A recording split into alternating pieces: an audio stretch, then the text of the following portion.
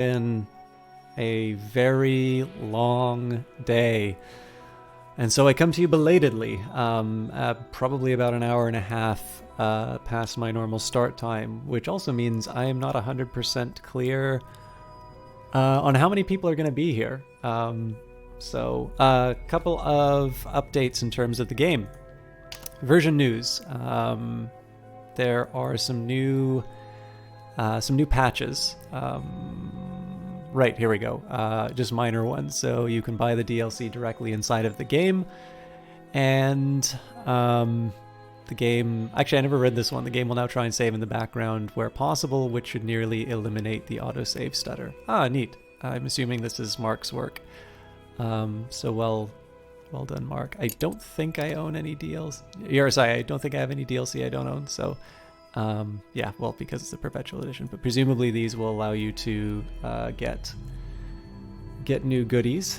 And I still need to take a look at mods. All right.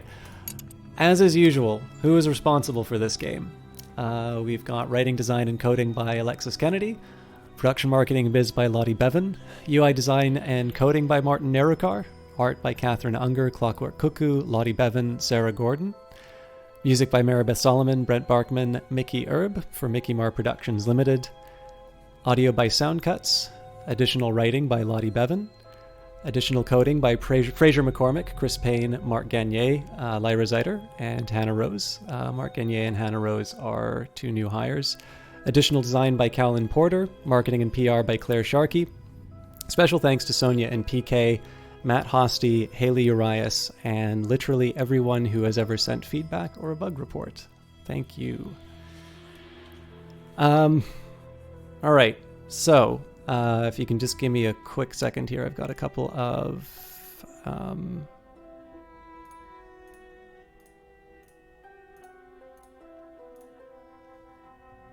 a couple things stream-wise that I didn't set up properly.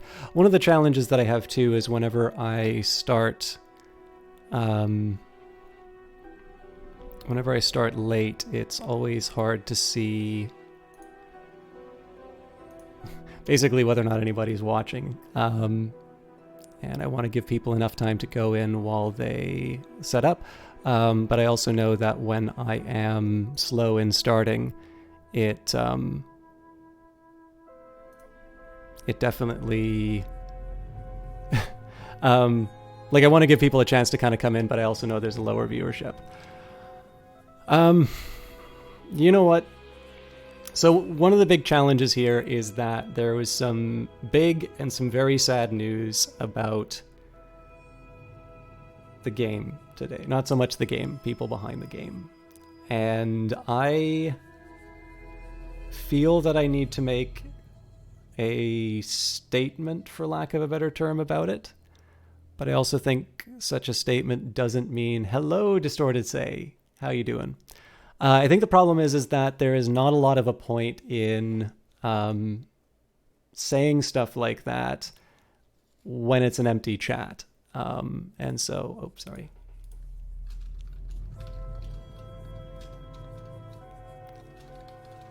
Sorry, I just got a message from Eyes of Sin.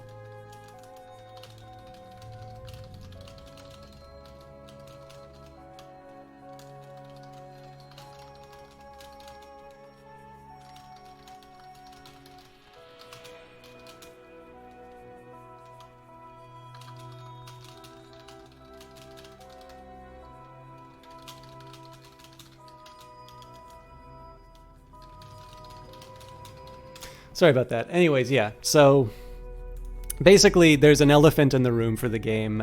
I think saying stuff about it is meaningless if people are not around to hear it.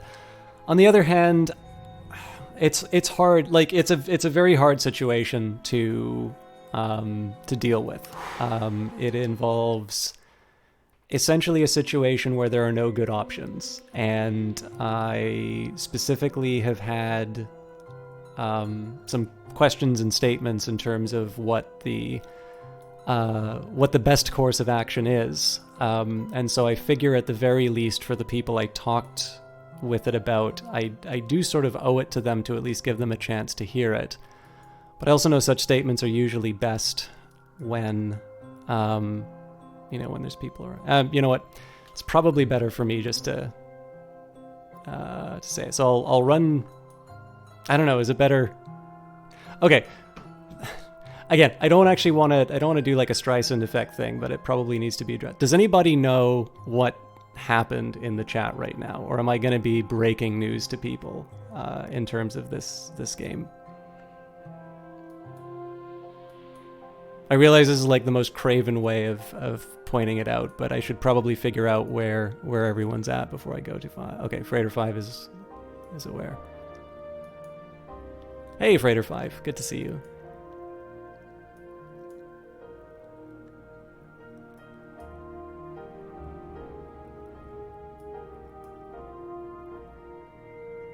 Okay.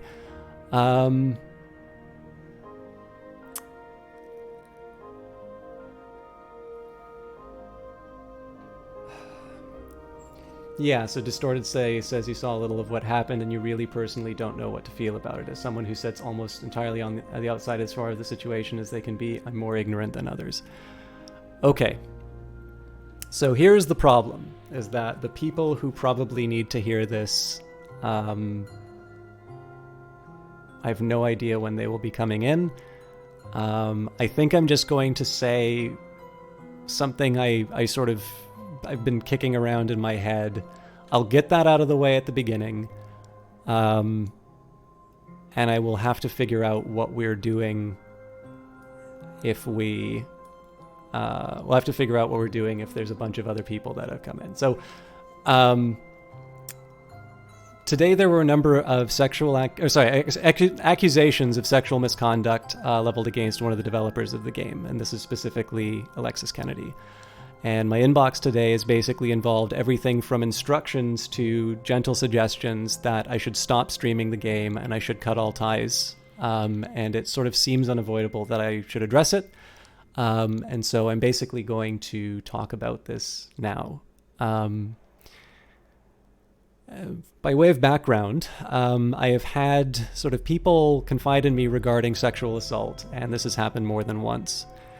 I think one is entirely too many times, and it has made me acutely aware of the fact that an audience that is even as small as this one, there's almost certainly going to be someone who is a survivor of some kind of sexual assault or sexual misconduct.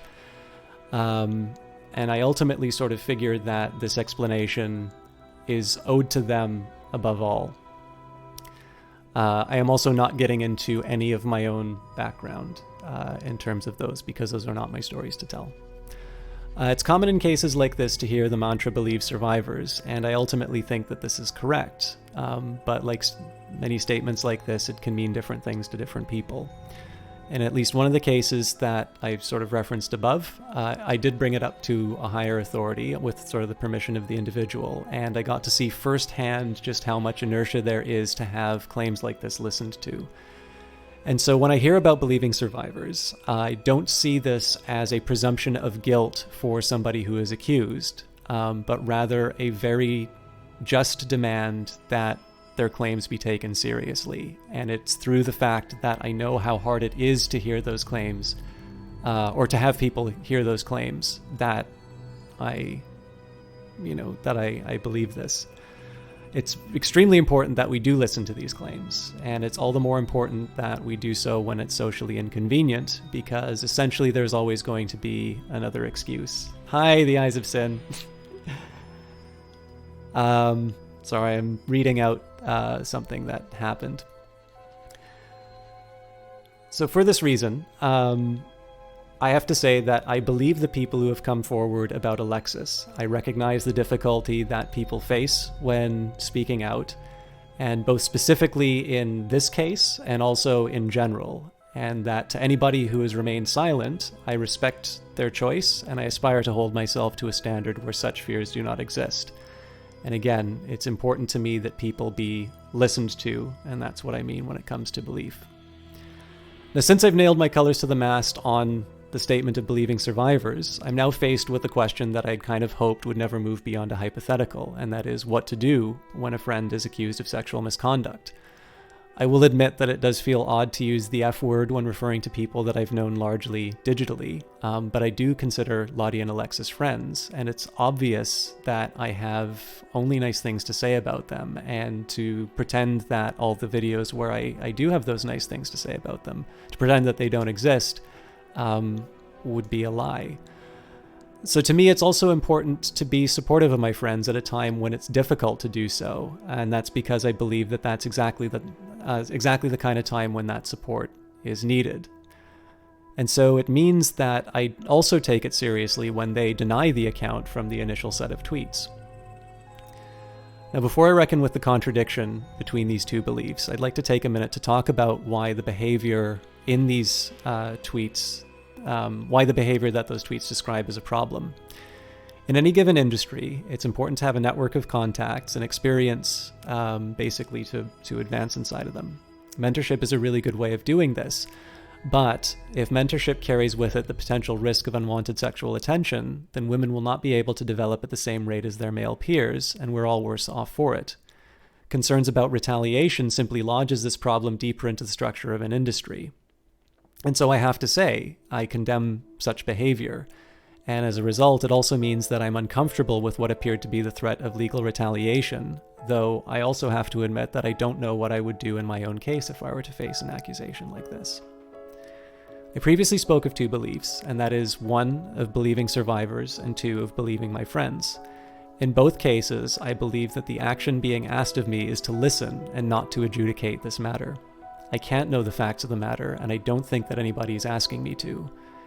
I must allow for the spectrum of possibilities that my friends have been dishonest with me and that I failed to sufficiently support the targets of injustice, and then I also have to, lying at the other end of the spectrum, allow for the possibility that a friend has been accused of something that they did not do, and that I simply found it expedient to shrug them off. In all of these cases, there are real people with feelings of anger, disappointment, and most of all, fear. What doesn't come out of any single one of these scenarios that I've thought of is one where all the concerned parties feel that abandoning Cultist Simulator is the ideal outcome. The biggest thing is that I don't know, and I don't know what the end result anyone wants out of this. Cutting all ties and stopping streaming Cultist Simulator is unquestionably the easier option. I know by doing so and continuing to follow Alexis on Twitter, this can be construed as an endorsement, and I did say that I wanted to support a friend. This, of course, doesn't necessarily mean that I advocate. It may also mean that people feel less comfortable speaking to me in confidence about these kinds of matters. The problem that I have with cutting ties is that it's missing a restorative component. There has to be some mechanism by which we are able to address these matters and bring about some kind of reconciliation, or at least try. It is my hope to be supportive and understanding without being craven or being some kind of a hardened advocate for either side. This is ultimately why I'm still streaming this game. I think everybody wants to be heard and be taken seriously. I don't think anybody wants me to make a call on the facts. The best that I can do is to discuss it as frankly as I can, and I hope that I've done that here. What I do fear, though, is that I've only succeeded in being a poor friend and a worse ally.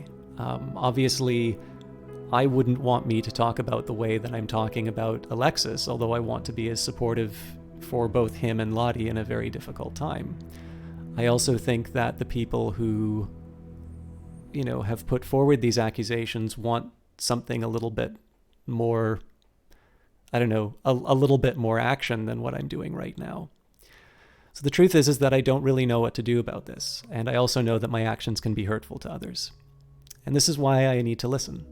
I really do want to hear people's perspective on these matters, and I specifically want to know what it means to you that I keep streaming this game, especially if you don't feel like you have people to talk to. One solution that I came up for this is there is a service called Proton Mail at protonmail.com. It's a free encrypted email service if you'd prefer to use what I'll just call a burner account to discuss these matters. It's at least the way that I can think of in terms of being able to maintain privacy. I can be reached at systemchalk@protonmail.com. I set that up to see that it would work. And you can also reach me at systemchalk@gmail.com, but that's a little bit more of a public-facing one. The other thing to realize is that my own perspective is colored by friendship. For some of you, this is going to be the end of our journey together. And for that, I'm very sorry that it ended this way. It's ultimately up to you to, the viewer, to respond to the facts in a way that you think is appropriate. But I think, above all, the one thing that I want to return to is the people that are most likely going to be affected by my choices and what I talked about here. And those are people who have experienced some kind of abuse or misconduct in the past. I have to stress that you deserve to be heard and that I need to be held accountable for my own decisions. Whether I've caused you pain, or you need to talk, or you feel that I've made a poor judgment, I am here to listen. And again, you can reach me at systemchalk@protonmail.com, systemchalk@gmail.com. I'm even available on the Twitch direct messages, though I can understand some reasons why you wouldn't want to identify yourself that way. Yours is a voice that needs to be heard, and I really do hope that I have not given you a reason to stay silent. So the problem is that I don't think I've come up with any conclusions here.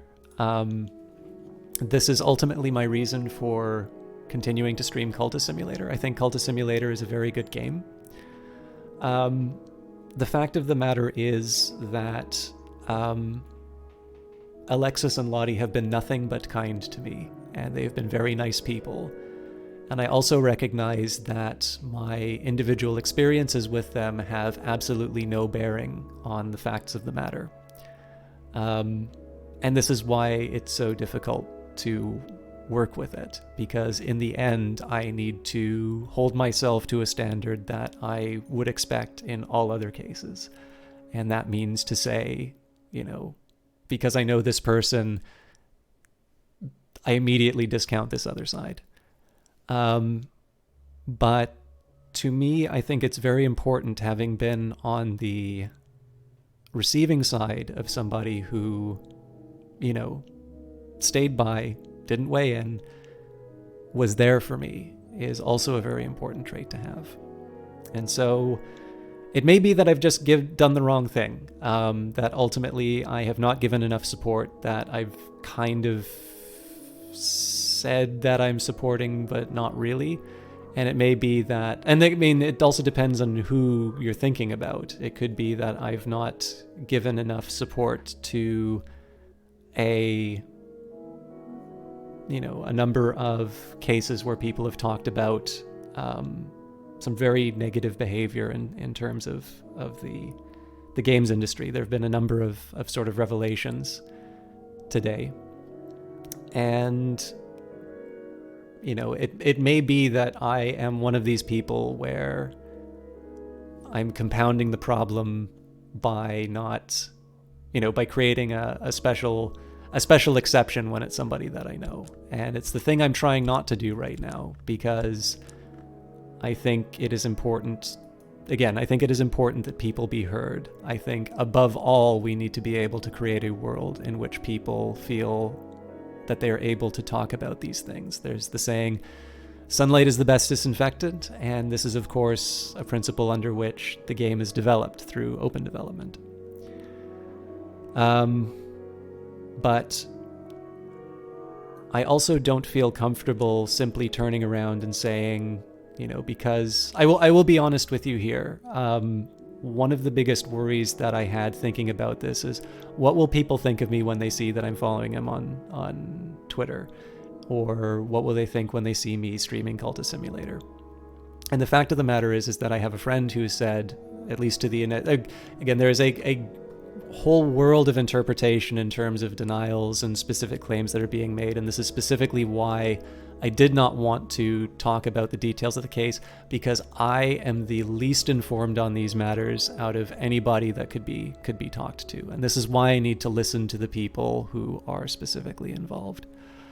And so to me, thinking about what will my friends think, whether it is my friends who think it's not a good idea to continue streaming Cultist Simulator, to, people who never knew about this and will eventually figure out what happened.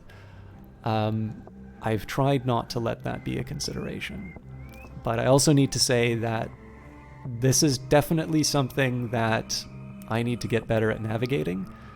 I need to find a way to be a good friend while also making sure that I'm not creating a world in which situations like I've had to deal with in the past reemerge. And this is why I specifically want to address anybody who's been affected, not specifically by issues with Alexis, but at all. If you've ever been the target of something that you are holding inside of you, I can't know what you've gone through, but please let me know if something I've done has caused you pain. So, I think, yeah, I hope that covers it. Well, no, it doesn't cover it. I think it's a very imperfect way of handling it. The best I can say is I am learning. If I've not done right by Alexis, if I've been too aggressive in terms of some of the statements, if I have been too wishy-washy on things, I need to listen. I need to understand specifically why what I say makes certain people feel the way that they do. But ultimately, I do not see any contradiction between condemning the what was said in basically in the statements that were said on Twitter today, because the last, the official statement of Alexis and Lottie is they deny it, and so I think it's perfectly reasonable to condemn actions which I would condemn normally, and that they deny. But I think it's also important to have my eyes open in terms of specifically why these behaviors are a problem, and specifically to address the fact that somebody has said it about somebody that I know, and that I want to be there for them as a friend, while also not necessarily immediately dismissing people who do need to be heard on these things. So, I apologize to those of you who heard that, came in that later. I don't want it to completely sidetrack the stream, and I am sort of 20 minutes in. So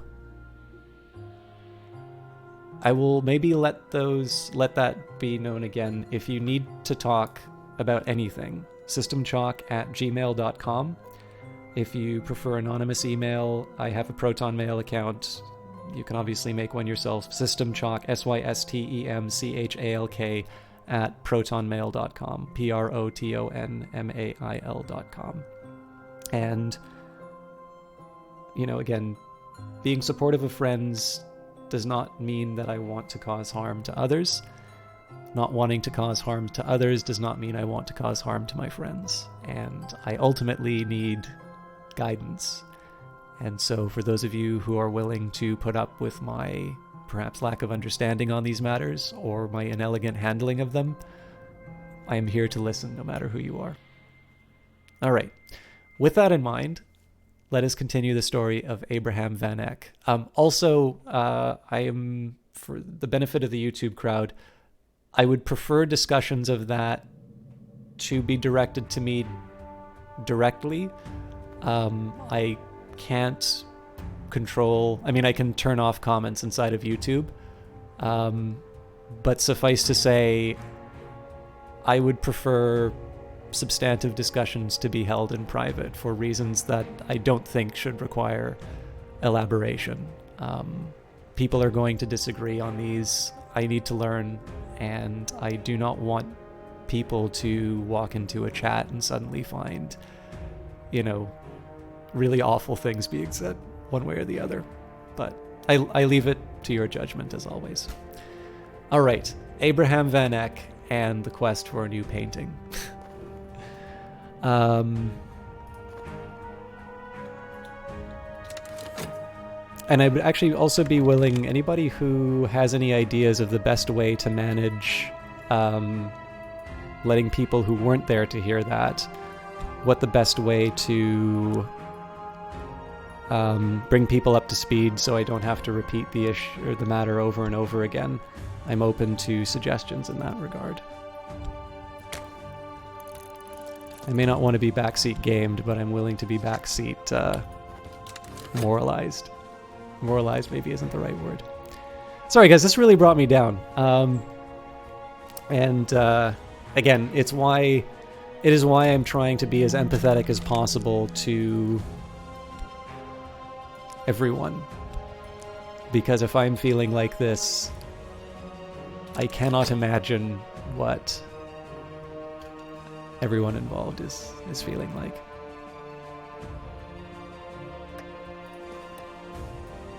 The taste, the particular taste, the taste which is neither fair nor foul, it comes to trouble my mouth again. My tongue will swell, my lips will blacken, the elixir has set its spores within me, and only dead flesh will quell them.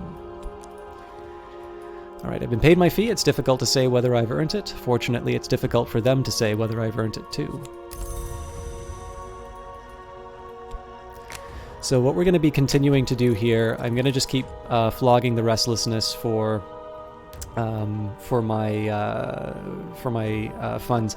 I think there was a little bit of a problem with Mystique in the sense that I wanted to avoid any notoriety that came from expeditions, but the thing is, right now I'm exploring the lands beyond the forest, so in this particular case it sort of makes sense for me to just keep building those up. We're essentially getting a bit of a nest egg in order to go on the later expeditions. Alright, we have prepared in the mountains as upon the plain, there may not be a path where none has passed. Naigala of Lagash describes the secrets to be found in mountains. Okay, Distorted Say says, I appreciate your approach to the situation. As someone who has experiences with such negative behavior from past peers of mine, as well as someone who has seen the effect and accusation of abuse, it is also important to remember, so far as I can tell, there is no claim of abuse. It is misconduct. And so this is specifically dealing with power dynamics and concerns about retaliation. And again, this is not to be an advocate. This is to clarify in terms of statements. To my understanding, it is about sort of fears of retaliation and inappropriate behavior. I do not believe there has been any claim of unwanted sexual advances possibly, but not, it is not a Jeremy Soule case. And I realize that is not to turn that into a less bad. There is a reason why that is a bad accusation, and that, there shouldn't be sort of degrees on that. But I also want to be very conscious of how I'm talking about these things to make sure that I am not misleading people while I'm trying to carry on. But in any case, I'm sorry to get pedantic on that. I just wanted to make sure that I didn't misspeak myself. An accusation can have on a friend. To want to support someone that you care about in a rough time is understandable, and to want to do so without ignoring or discrediting claims is perfectly reasonable. You're in a tough position, and there isn't a perfect, clear-cut way to handle it. I mean, Distorted Say, the best that I can say is I don't think that is what anybody is asking of me. I don't think anybody is asking of me, in my interactions with Lottie and Alexis, at no point have the thought of, you need to go out there and advocate for us is there. I, in fact, initiated contact with them basically to make sure that everything was all right. And I had some thoughts in terms of what my relationship with Culta Simulator was going forward, and so I wanted to clarify that, because I think if I were to cut ties, I think it is very important for me to be upfront and to allow them to sort of prepare. So if there's something in the future that, we've planned to do, I should not be canceling the day of, because that is unprofessional. And, it is so easy. I can tell you for sure, I know what it is like to hate someone who has been accused of that. And I don't feel that. Again, in the absence of people telling me what they want as an outcome, the best that I can say is that people want to be heard. And I suppose the best that I can say is somebody who, by nature of the position, will sort of be, if not forced to talk about it, at least will find themselves in the occasion to talk about it. The best that I can sort of say is, here is what has happened. Here is why I'm doing what I'm doing. You need to make your own decisions in terms of how you react to this information and carry on. Because as Eyes of Sin pointed out, some people find it easier to separate a work from a person. I don't want to say that because I don't particularly want to separate the person. One of my hopes that situations like this or the Me Too movement or anything along those lines will happen is that we come up with a better way of dealing with these issues, because I don't think it's good that this stuff winds up getting tried in the court of public opinion, and that essentially your willingness to speak out about it is your risk tolerance for something like a lawsuit. And I don't necessarily think it's that great that people are, that ultimately. So I think I'm trying to come up with a good way of articulating this. Ultimately, I think even in the worst case of somebody who has done something wrong, a mechanism through which it is dealt with at the time, in the place it is happening, is the best for everyone concerned, right? If there has to be some kind of justice, if there has to be some kind of apology, clearly it is better for everyone to have it done at the time, because this means that people can correct. If it's a mistake, that's one thing that can be corrected. If it's malice, then that usually means there's a harder corrective action. But the most important thing is that people do not live with it for a very long time. And so ultimately, this is a reflection of a system that has not worked very well. It is the one that we have. And obviously this means that there are going to be things that have happened in the past and will come up later. And ultimately, I don't know how anyone, particularly me, who's an outside observer, winds up coming up with some kind of decision rule about it. And so, why I say that I'm worried about being craven is that it's hard to sit down and say, look, I maybe don't quite understand what's going on, and so I need to think of the best way to sort of not piss off too many people. That's not exactly why I'm thinking about it. But again, even a quote unquote easy position, like separate the art from the artist, there's so many people who worked on this, I'm friends with Alexis, I'm friends with Lottie. I get along well with Lyra Zeider. Hannah Rose, I've said a couple of things to and seems very fun. Claire Sharkey is certainly somebody who I share a lot of interests with, and I don't know them that particularly well. But I would consider my life to be worse if I didn't interact with them. And again, I don't know if that's what the people who need to be listened to want from me. And I think that's why I struggle with it. All right, on Matthias and the Amethyst Imago, Lost. An account of an occult romance. A certain Para, son of Aaron, claims to have written this on a single day on a single night as part of his initiation into the Damascene branch of the House of Leith, that tight-disciplined order of immortals who reject their past and future. The laws of the house forbade Matthias to love. The customs of the wood forbade the Imago to remain, so he conjured her a final time, and when she had uncovered the shears of Alakpura, and she suffered him to cut the wings from her back, so that she might remain, and he suffered her to cut the parts which hold the man's seed, to keep them from the detestable act. This was love in all its blood and joy. We have cast out Matthias from the house.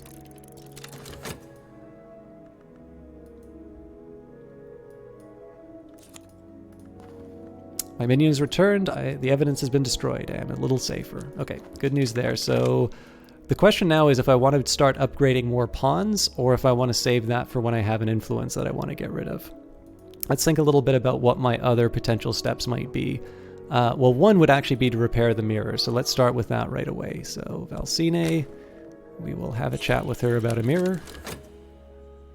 Hello, 1-4, how are you doing today?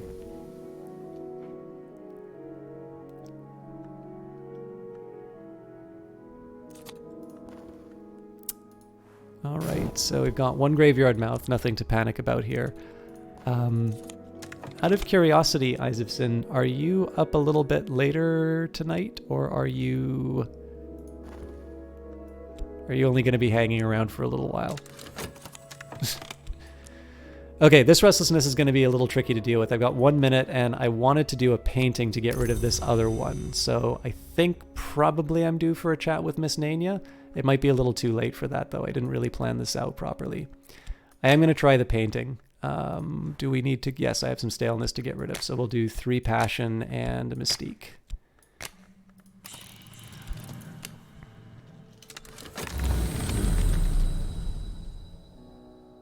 Good ventilator runs and painkiller for your leg starts to... Okay, well, I'm glad you're recovering then.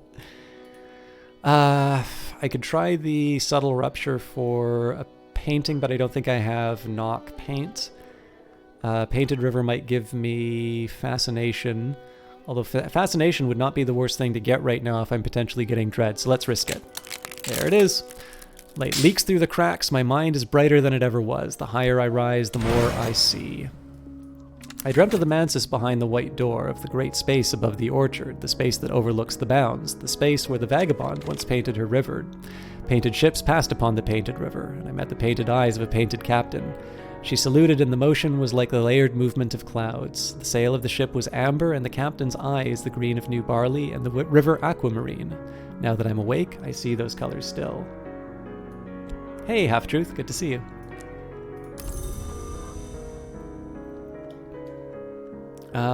Okay, so what are the possibilities that I can run into? So first of all, we got a Season of Suspicion coming up, but I don't need to worry about that because there's no notoriety. This means that I won't have to worry about dread for another minute. Okay, we are 0.1 seconds away from having a problem, but what I'm going to do is I'm going to keep my dream slot open. And the reasoning that I have here is this. I'm going to get some clarity as to where the restlessness sits by the end of the painting. If I think it's going to turn into dread, then I'm going to keep the fascination available. If it's not going to turn into dread, then I might use the fleeting reminiscence, or I might do some transformations with Miss Nania. We'll see how it all goes. Okay, more forbidden epics. We will spend money on pigments.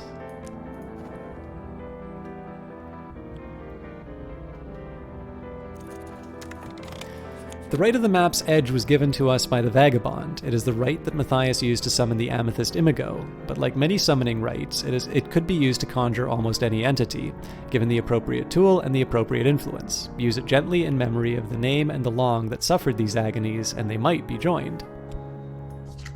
And of course, we've already got the right of the map's edge, so... I'm tempted to keep reading books at this point, because I think we might wind up with some influences that I may or may not want. In fact, no, I'm going to hold off from reading the Winter book, actually. So, on Matthias and Amethyst Imago, Transformation, an account of an occult romance. A certain Ievogos claims to have written this in a single night as part of his initiation into the Alpine branch of the House of Leaf, that order of immortals who would not pledge themselves to any hour. We cast Matthias out, and we pronounced a curse upon the Amethyst Imago, but we watched them in dreams. We saw them pledge themselves to the forge, to change themselves and ascend anew. Into the fire they fly.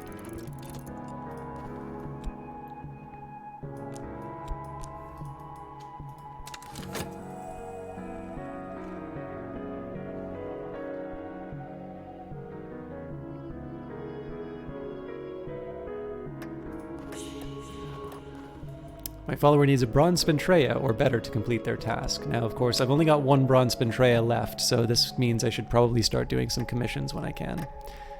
But first things first, I need to make sure that I don't wind up with too much restlessness or anything like that. Okay.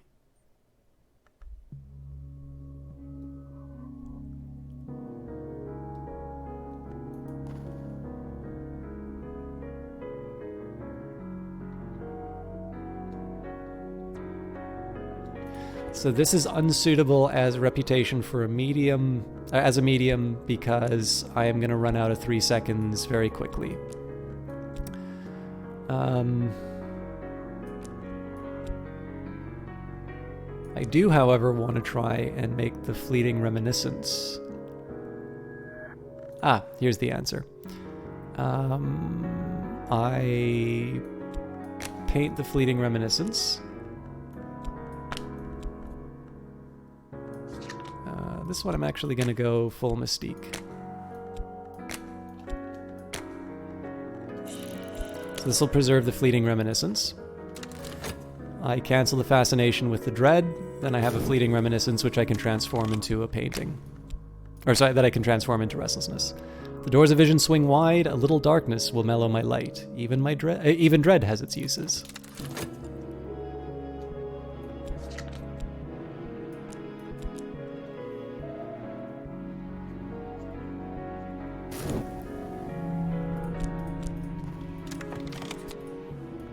The mirror is repaired. It shines once again it shines again as it did once before. Okay.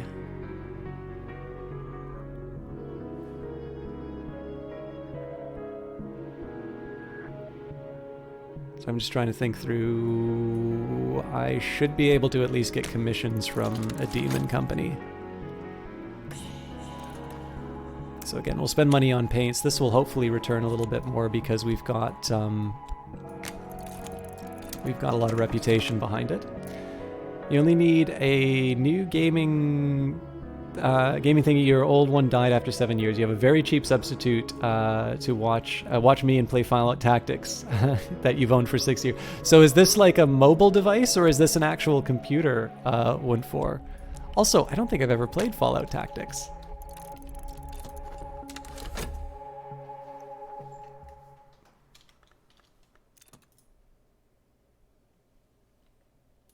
Sorry guys, just had to tab out for a second. All right, I'm back.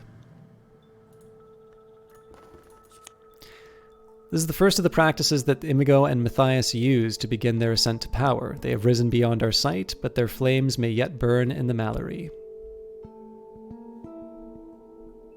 So this is a shaping chant which we've not gotten before. The proper words must be employed when the change comes. Use this in a rite with knock influence and a bone flute, or other resources of equal power to summon a Caligine, which are particularly helpful with evidence, which I don't need to worry about right now. Okay, let's just keep reading books. The Geminiad, I am going to risk it and say the world does not weep. Brown Joshua found this in a well in Hamath. There's an unlikely story that it was abandoned by Alexander during his retreat from Issus. The unknown adept who wrote this proclaims the world forgets, but the ivory dove does not. The text contains a number of prescriptions for ensuring that certain acts are remembered, including a rite which requires a sacrifice in a particularly monstrous mode.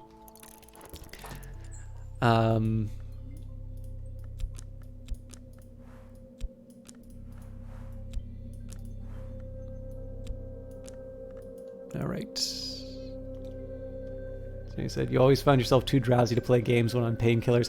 I have only once been on painkillers, and the funny thing, I mean, sorry guys, I'm just going to spend a little while talking about what a badass I am right now. So I had my wisdom teeth taken out, and like they gave me a huge stack of Tylenol 3.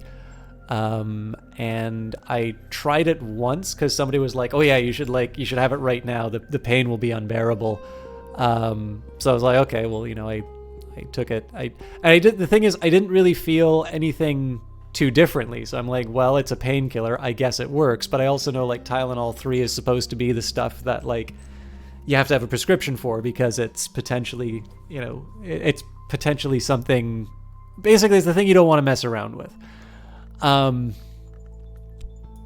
So, you know, I'm sort of like, okay, you know, I'll be sparing about it. I'll wait until I feel pain, and then, you know, and then I'll take one. And I felt increasing discomfort, but I think because it was sort of like gradual, I was sort of like, you know what, I'm going to wait until I can't handle it, and then I'll take one. And because it was sort of salami sliced like that, I never actually wound up in a situation where I never wound up in a situation where I actually needed to take it. I actually think that they might still be sitting in my apartment, but they are clearly past the expiry date, and I have no idea what I should probably get rid of them. But yeah, that is my only story with painkillers. So For those of you who want to be impressed by my feats of manly rawr, that story was for you. All right, I think let's upgrade a pawn. Yes, I'm going to upgrade a pawn. My follower will kneel as novice and rise as an initiate. I will administer the necessary oaths myself. Wood4 has an 11-inch laptop with touchscreen. You can flip the keyboard over and you use only ibuprofen before the oxy you got in the hospital. All right, so Wood4 is a badass too. Yeah, so actually, Wood4, it seems like you and I have something in common with computers. Like, I know every time I mention that I'm a Mac user, I'm not playing this on a Mac right now. For those of you who don't know, I was able to buy this computer, it must be 3 or 4 years ago now, from donations that people made to the channel, and I am still very grateful for that. But yeah, suffice to say, like, every time I mention that I'm a Mac user in general, I usually hear something to the effect of, oh, you must hate money. Like, you know, why would you use such an expensive piece of nonsense? And the answer is that I've never had a Mac that has stopped working. I have had Macs where the standards change, and I'm no longer, like, it's great for editing standard definition video, but it does not, you know, it does not, like, we're in a high definition or 4K world, so its utility is significantly diminished. But every single Mac computer I've had continues to run.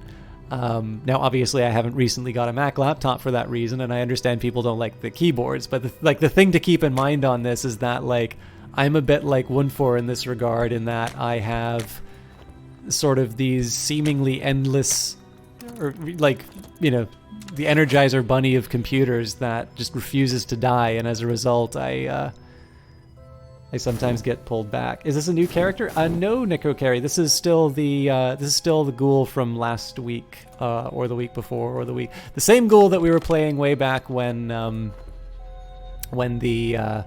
DLC first released. Welcome, by the way. And you grew up with Macs. Your dad always used them and bought them used. G3, G4s are built like trucks. Oh God, I tried to pick up the chassis on a G4 once. That thing, I swear, could have survived like a bomb blast. Okay, I feel like I'm due for a trip to the Peacock Door.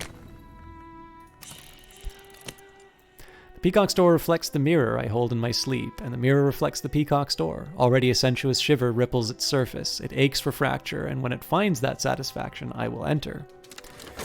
But yeah, I mean, honestly, like, I kind of think the computer conversations are the same as phone conversations. Like, I have my reasons for owning an iPhone and preferring an iPhone. I do not feel that that information is a necessary or sufficient condition for anyone else to buy or not buy an iPhone.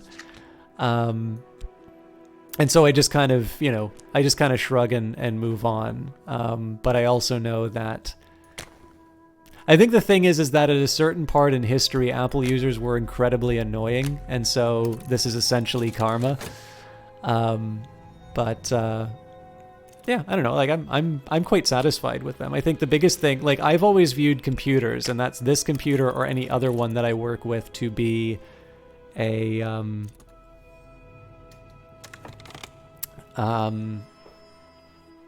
like, it's a tool. The fact of the matter is, I don't actually need that powerful of a computer for most regressions that I run, but for those times that I have a lot of things that need to be crunched, or I'm doing like bootstraps or something like that, it's really helpful to have the extra processor. And it's insane to still be alive. This game is always hard for you. It's hard for everyone, Necrocarry. The thing to remember here is the amount of time that I've put into Cultist Simulator is 287 hours now. Sorry guys, just one quick second here.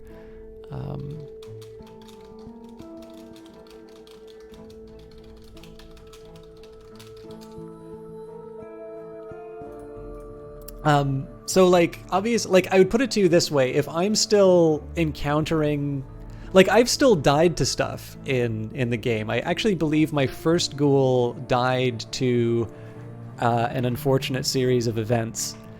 So it still happens every once in a while. But the thing is that, like, because this game is largely, like, you know, there's a lot that you can draw from life in here, right? There can be, so the first, like, what do you think of, like, here's kind of the way that you can sort of map Cultist Simulator to real life in terms of maybe either achieving satisfaction or going ahead or doing, you know, whatever it is that you need to do.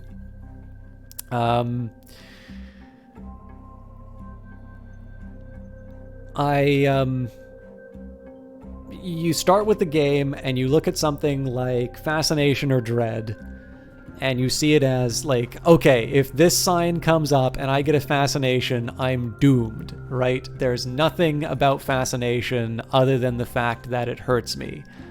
And this is largely true. But the fact of the matter is like many cards in Cultist Simulator, it has various different aspects.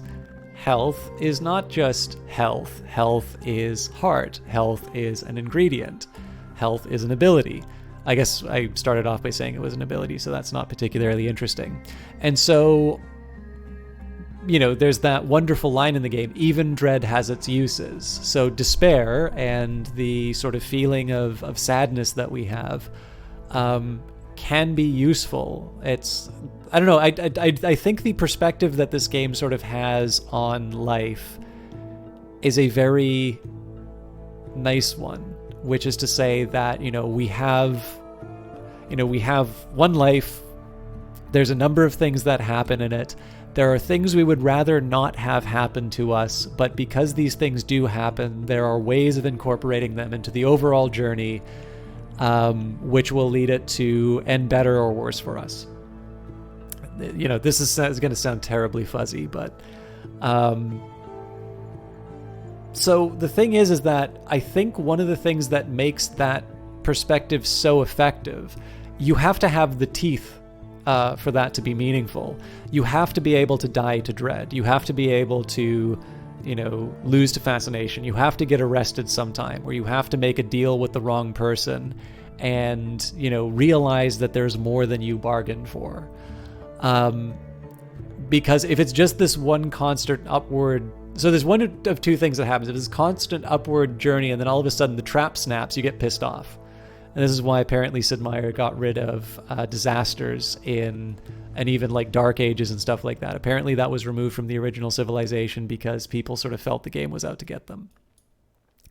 So I think it's entirely appropriate that Cultist Simulator is a game where people find it hard to survive for the longest time, because in the end, it is partly about the fact that the day-to-day world, the mundane world, is not particularly understanding or sympathetic to our efforts to try and, you know, achieve some kind of creative satisfaction or ultimate goal, right? The final ritual can mean whatever you want, you know, power, sensation, enlightenment. These things can mean different things to different people.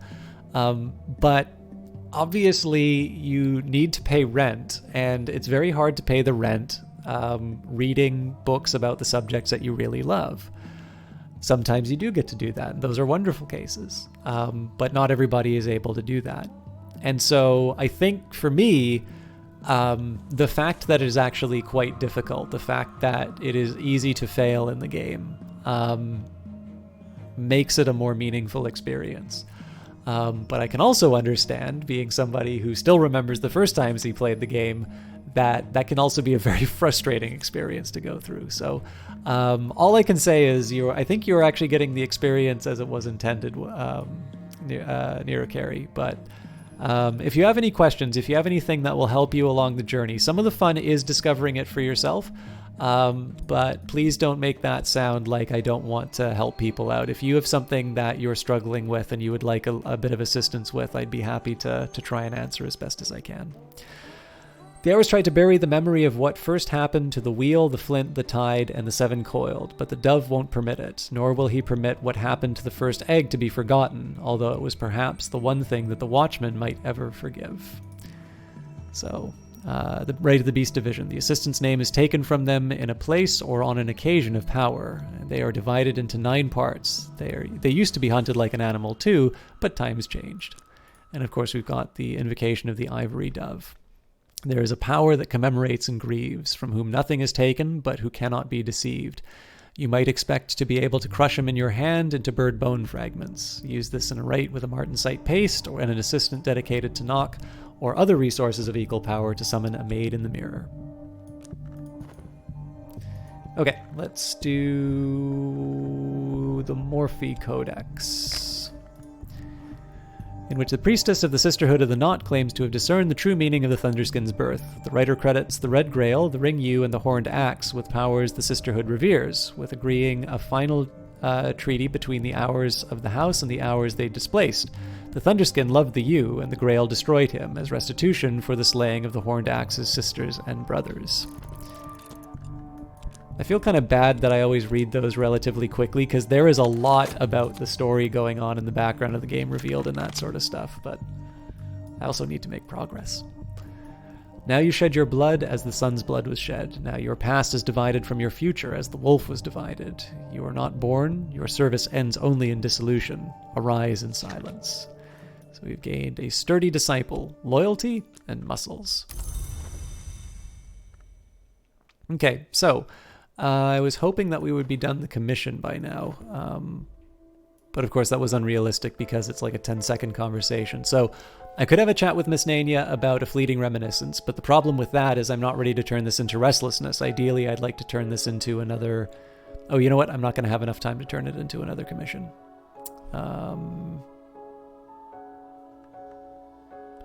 So I have a minute to talk with somebody. What talk action is the most important that I could be doing right now?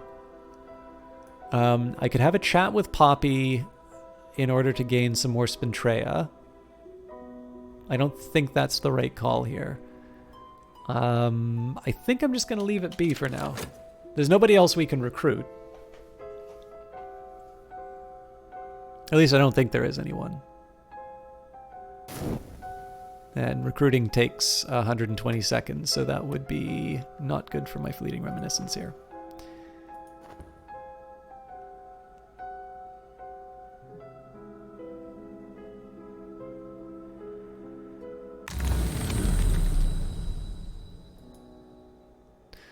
Okay, so if I'm feeling particularly bold, I can go to the Worm Museum and risk the dread.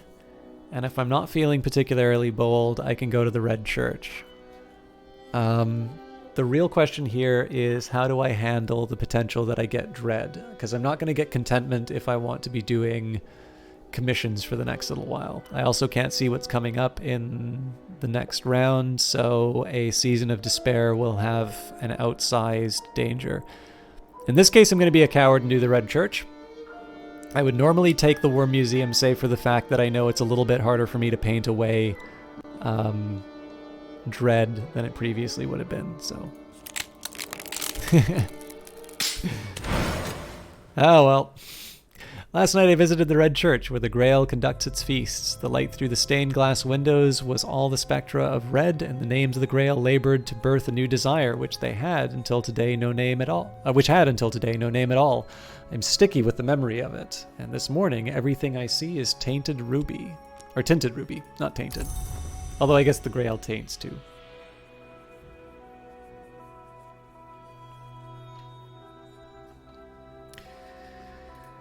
Okay,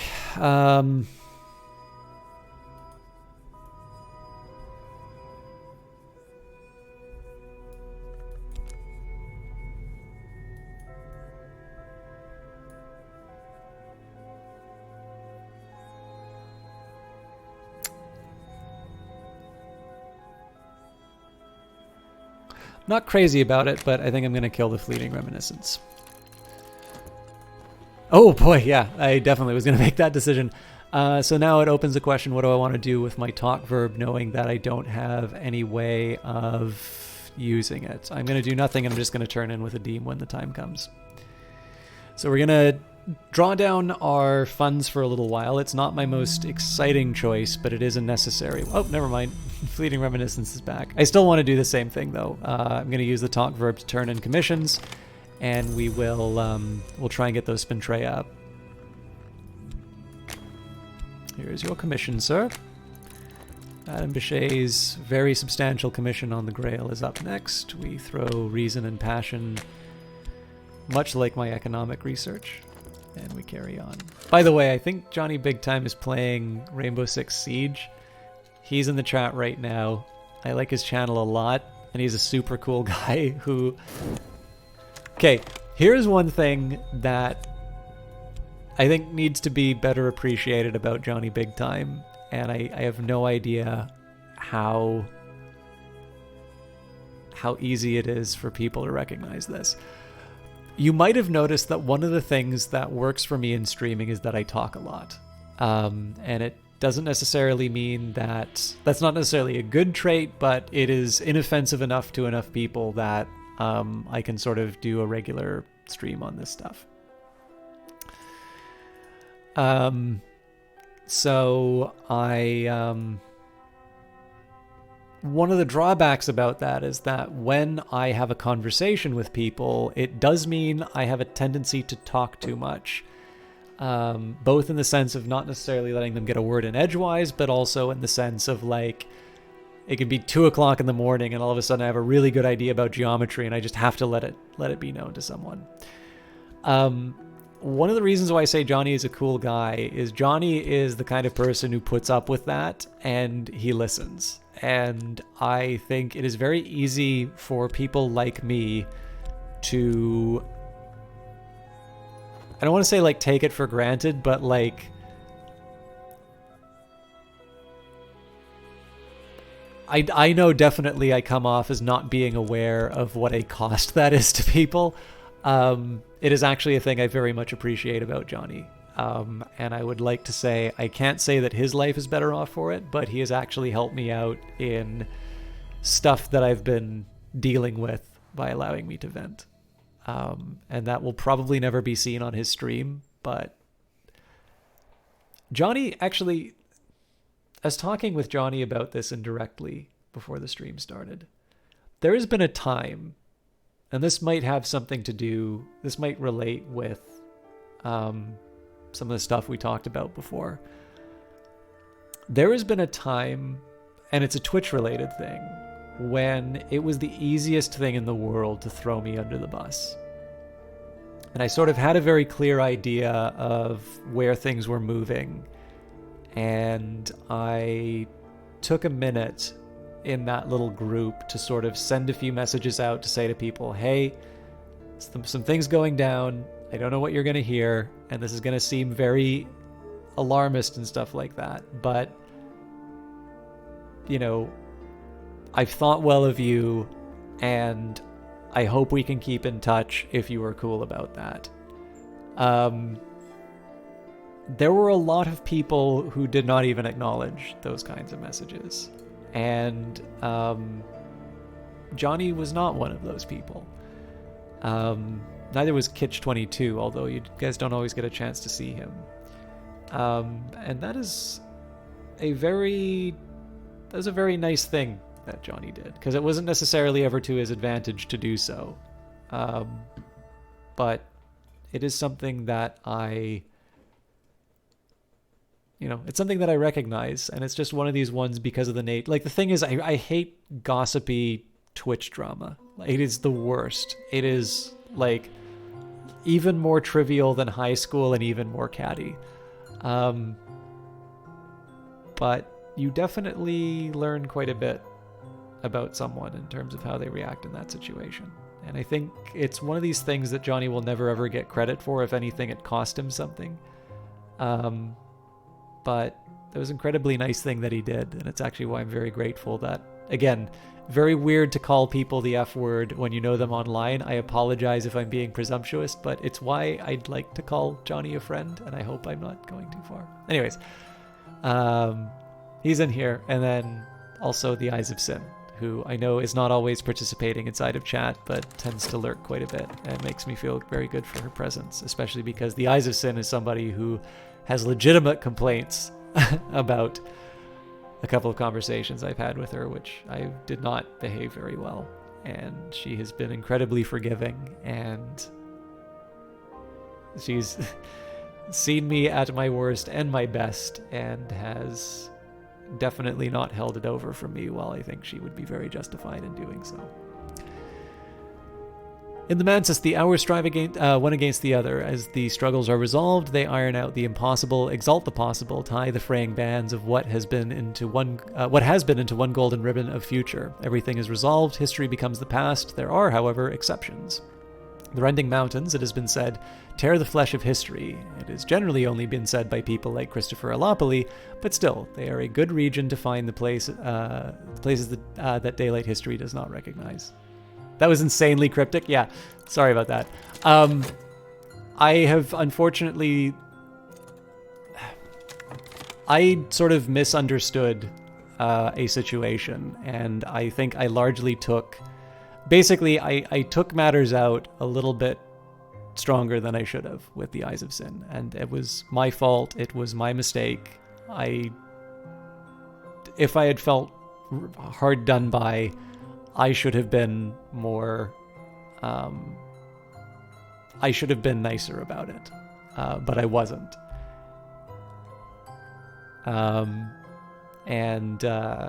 It was the other thing that was, yeah, well, so here's the problem with this half-truth. If I were to sit down and tell you, there's two problems with, if I were to say, okay, so this happened, and this happened, and this happened, and this happened. Number one, this is getting on in a couple of years now. So there's really, in my view, no point in relitigating fights from a couple of years ago. Number two, there is the Streisand effect. So, it may be that I wind up, well, then you go and check, and maybe you email somebody, and then you hear what a jackass I am, and maybe it's deserving, right? Obviously, nobody thinks they're the bad guy. But... personally, I don't see any benefit to doing that in that sense. And number two, this is the main reason. I want to focus on the stand-up behavior of somebody like Johnny. And I think ultimately the details don't necessarily matter so much as the fact that he is someone who had absolutely no benefit to sort of stand by, me at a time when I was largely unpopular amongst pretty much anybody that I knew on Twitch. And I think it is very worthwhile for him, not finding the easy way out that way. Look, I know, like, a good example would be somebody who really likes that modder who came in and, to my view, was behaving unacceptably in the chat when I basically yelled at them. There are people who very likely think that modder was in the right, and I was completely wrong to behave that way to them. I probably should have just kept an even keel, despite the fact that wasn't necessarily the tone I was receiving. But what's done is done, right? So, there's any number of things which you can always kind of relitigate, and you can try and figure out whether or not the differences are right. I guess the biggest thing is that ideally there are a few cardinal sins. There are a few things where it's like, you are so completely irredeemable, there's no point of even interacting. And I think the fact that Johnny was... somebody who saw through that and kind of kept through it is something that I personally appreciate, is basically the best that I want to say. But the reason you want to watch him is because he's a really entertaining streamer. It just happens to be that I can speak to a very generous spirit on his part and a very good character. A fragile manuscript illuminated with the twin shapes of sad and luminous beauty and with all the phases of the moon. It might be as old as the 7th century, but the language, if you've seen, is much older. Coral decorates its cover, and its page edges are sharp enough to slash a throat. I've made notes towards the translation, now I can study it. I don't know if this is a holdover from the original game, because I don't think you ever get that notice on anything but the Geminiad. These pages outline the nature and the doctrines of an hour that demands the union of what is at rest, an hour that is sought at the winter's edge beneath the moon, the witch and sister. The language is naughty, poetic, willful. It will take some untangling. You can't change the past. You just have to try to figure out how you can change so it doesn't happen again. Yeah. Well, and this is the problem here too with the situation that came out. I don't know if you were around for that, Half-Truth. The thing is that if for the people who know me in person, I don't yell at people.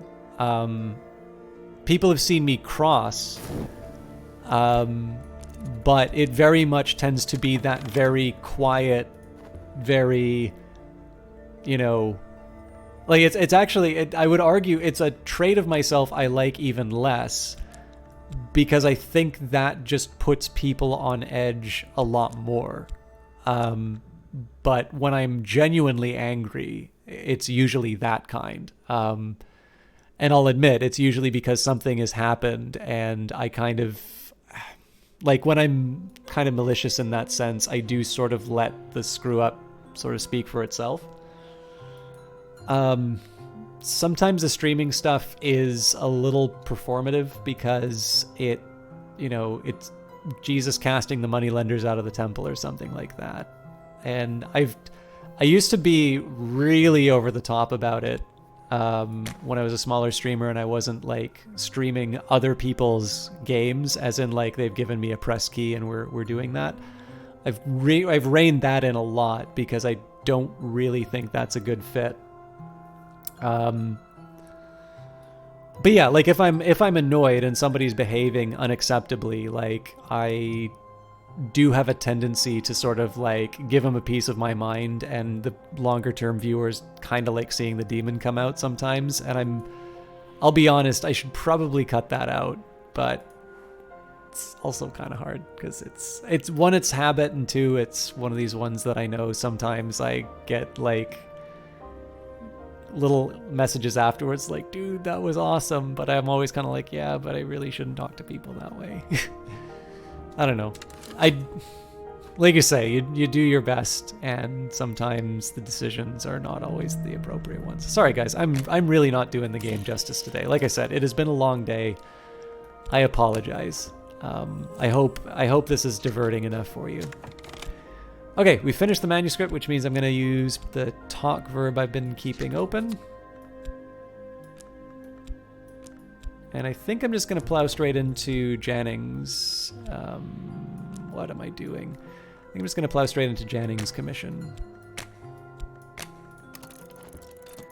I can afford it, although, again, at some point I'm going to need to find a way of pay... Oh! No, we've got 10 seconds still, so I can convert this to a restlessness, but I'm going to wait for like the last possible second. Okay, he wants a substantial. And one reason.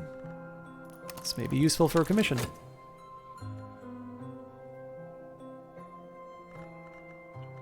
Hopefully before the end of the stream we'll be going through these different locations, but I do want to kind of lock up as many locations as I can, so... we have, I think, 2 more after the Rending Mountains. I might be wrong on that, though. It could be 1 fewer. I also need to find a library at some point. That's going to be a little bit trickier, though, because it doesn't actually tell you on any of these. My guess would be the empty hospital is most likely to have a library, although whether or not it has a library on the things that I actually need is an entirely separate question.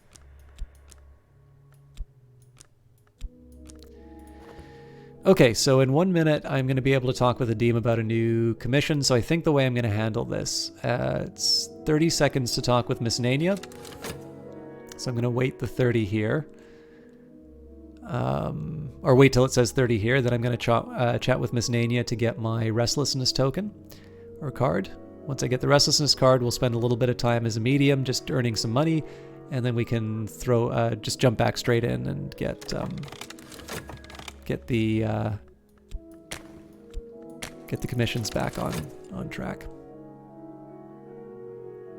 We'll be slightly late, but not nothing too critical. Okay, we're up to Forge, Edge, and Knock are the remaining paintings that I need. So I can make a painting with bitter black salts. That's good to know. Geminiad reminds us that the witch and sister has been known to manifest as the sister and witch, and that that this face may heal while the other face is always hungry. It implies connections between the witch and sister and the hours of the wood, especially the secret keeper called the Velvet. But it is ambiguous on whether the witch and sister is a wood hour proper, and it speaks at length about the sadness of the two who are one, the sadness that remains from their time as flesh. So we've got the rite of the crow's quenching. This rite calls on the breech crow at sunrise or moonrise. The crow accepts the sacrifice and returns the gifts of the earth. Okay, so we've got the Geminiad, which is now an instrument. We've got the Moldywarp admonitions, so 3 of those now. The Thakic invocation, we do have one of those as well, and the Geminate invocation. So one of the things I've always kind of found interesting about the game is what you learn about the lore of the game, in the sense of what did they just talk about here and what types of cards came out. Because of course the Geminiad looks like a knock book. It has knock as its aspect as an instrument, and yet there's no knock lore that comes out of it. So I am not so much the type of person that will like sit down and sort of hammer out all of the details when when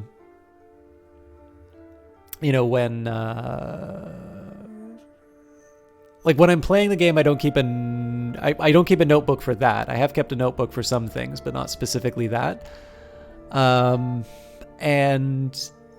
But I have done a couple of ways of sort of looking at what cards come out of books. And I've always sort of wanted to sit down with just a big block of text and sort of look at how all those connections work. I sort of know that in the case of... sorry, Discord just gave me a big notification that I would rather not...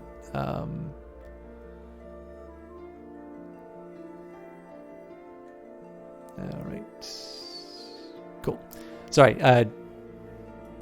I completely lost where I was going because of that infuriating Discord notification.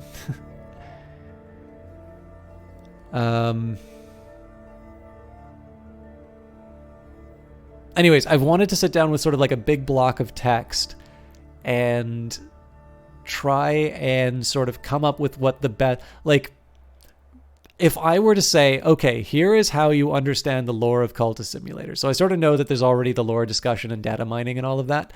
I've always sort of wondered, is there a way that I would tell people, here is the thread that you follow. Here's the books that you should read in the following order to understand what the heck is going on in this game. I've always thought that would be a really fun project to do. And I also think that Cultist Simulator is specifically written so as not to do, so as not to, not to be sort of able to be read that way. The High Mysteries of the Innermost Chamber of our Church Solar. The High Mysteries of the Innermost Chamber of our Church Solar. Secret rites of the Church of the Unconquered Sun, which held power in at least 2 histories. The Church chiefly worshipped the sun in splendor, the original undivided sun, but this text also includes the devotion of its aspects as the chilly winter dawn and the departing sunset, as well as the Meniscate, the sun's night self. Priests of the church were all male, but rites are also included, which allowed women to cross ceremonially to manhood.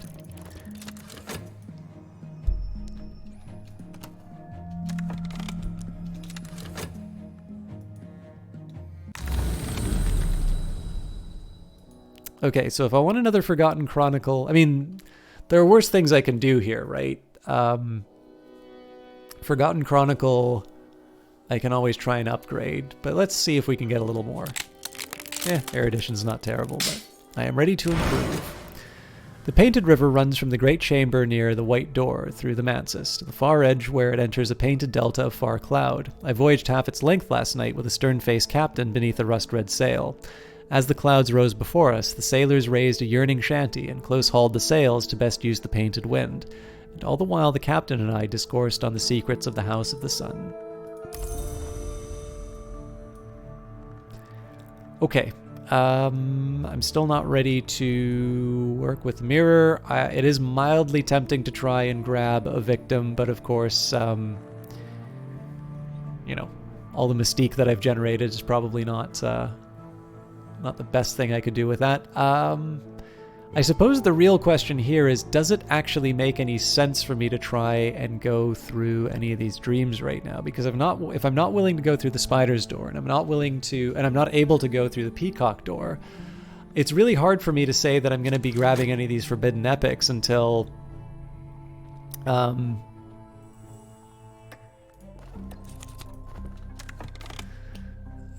until I'm actually able to move them up.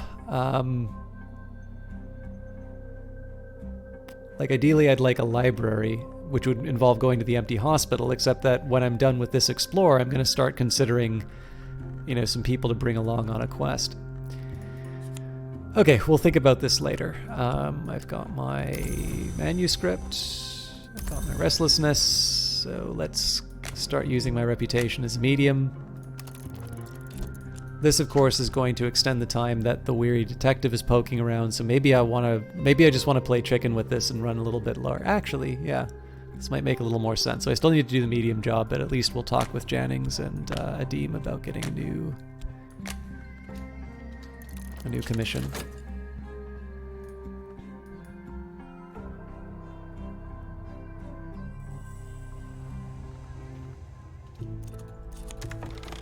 Alright, I've received the currency of the secret world and my patron has let tantalizing information slip.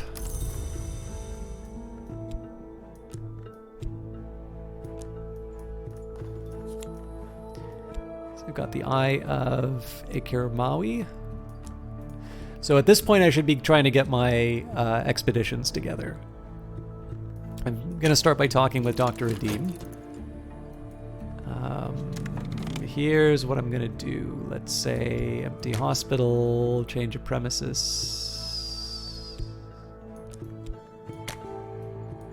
So the darkened warehouse has a pit, and I don't need a pit because I have silent intensity, I believe.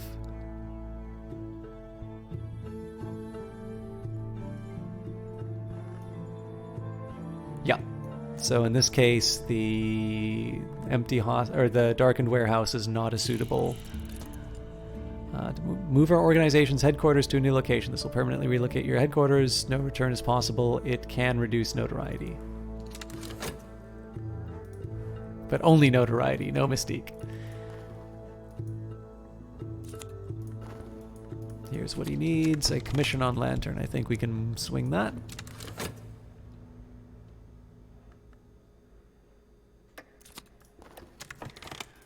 Okay, so we've got two graveyard mouth now. It's still not something for me to freak out about, but it is worth preparing for the possibility that when I'm trying to bang out these expeditions, I will have I'll have a few of these stacked up, and I'm not immediately going to be able to sack a graveyard. So I'm still not at the point where I want to be working with that yet, but I do want to be careful.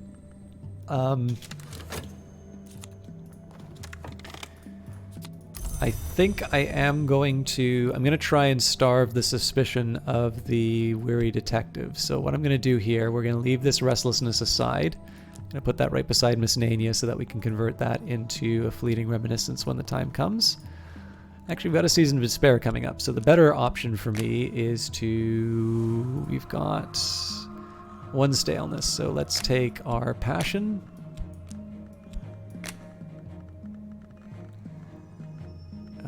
This will expire soon. One mystique. We use restlessness as our inspiration, and we'll paint out the restlessness.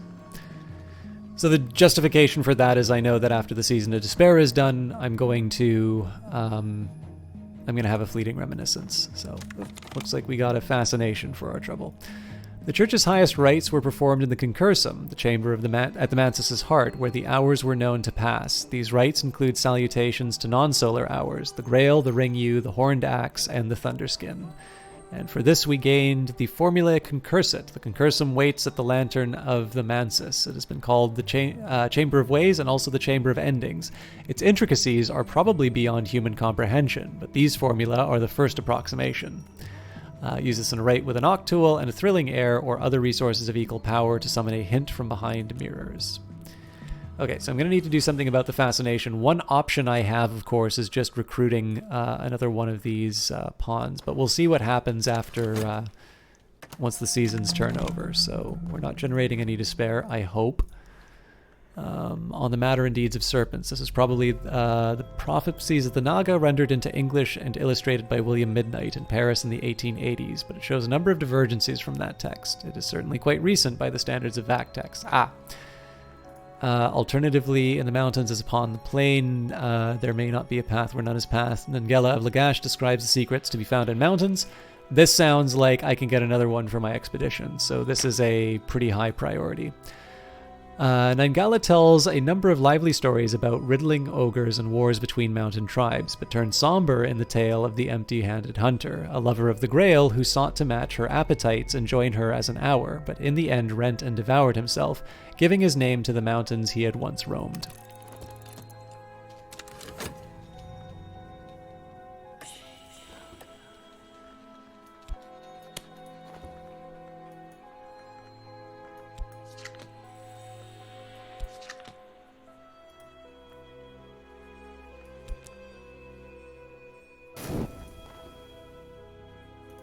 I'm kind of curious what we get out of this, but alright, let's chat with Bichet.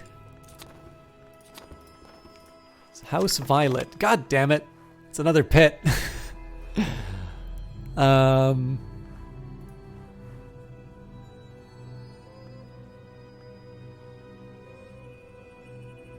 We painted the walls within the rich color of Violet Chamber. We've cleaned the cobwebs and placed unobtrusive shutters behind all the windows, and we've replaced all the locks. So I'm assuming the unattended church is a sanctuary. Aha! Okay, before I move again, I'm actually going to try and paint one of the freaky paintings. How I'm going to do that between commissions for a Deem and whatnot is a whole other question, but I think what I'm going to try and do is I'm going to make hay while the detectives doing their thing. My recent work has drawn some attention. Something should sell. Okay, looks like I got another overexposure for my trouble. Not great.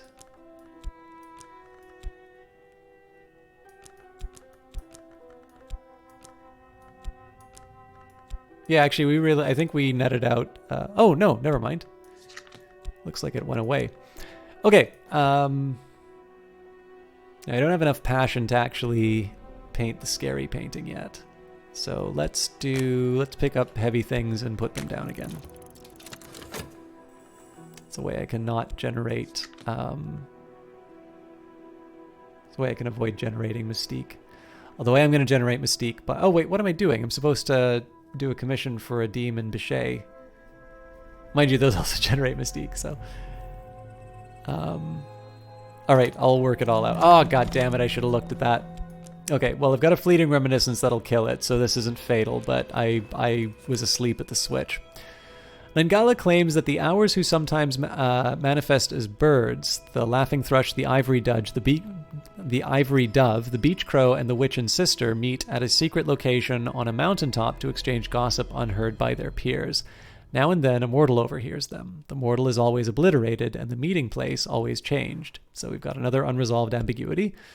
And we've got the Centipede Testament. So, as predicted, the unresolved ambiguity, or we got an unresolved ambiguity so that we can get another spot in the Rending Mountains. That's good. I do have a lot of unused slots, though, and I'm on my last book. So, on the matter of deeds and serpents, this was probably the prophecies of Naga rendered into English and illustrated by William Midnight in Paris in the 1880s, but it shows a number of divergences from the text. It is certainly quite recent by the standards of VAC texts. Can't remember which VAC text winds up giving you dread, but I want to be prepared for it. Also, it's worth mentioning that I've got 2 languages which I don't know yet, and I'm going to need for translation. That's Frisian and Deep Mandiac. Both should be obtainable through locations, but it is also possible to train for them. The serpent folk called the Great Hooded Princes came to know the order called the House of Leith and warred across the miles with them. They made an alliance with the Mother of Ants, whose children they had been.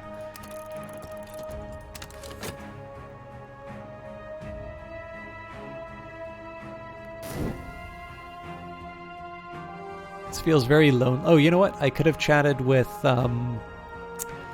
Valsine to fix the mirror. Once Jannings is done, I'll get that taken care of. All right. They say I can do the job of 2 others together. It's not true. Not quite. Okay. So let's say.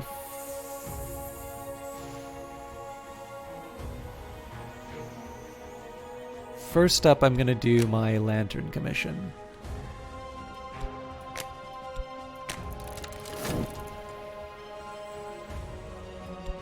I'll chat with Jannings to get a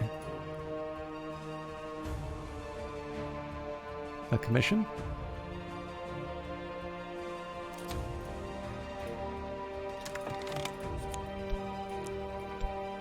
Okay.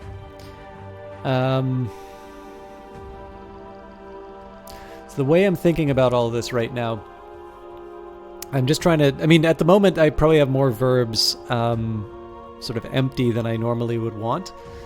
I know this Fleeting Reminiscence is going to get scooped up, so that's not too much of a worry. Looks like we're going to get another Graveyard Mouth, so now may not be a bad time for me to consider. Obviously our study verb will be available, so that might be a decent use of the Explore as well.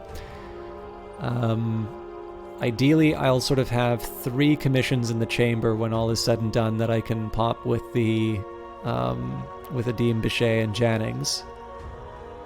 Only thing is I don't really see me using the Dream verb for the next little while. And the Talk verb will be reserved for sort of repairs and stuff like that. Right now I just kind of want to get the Season of Suspicion dealt with, and then we can move on to the next bit.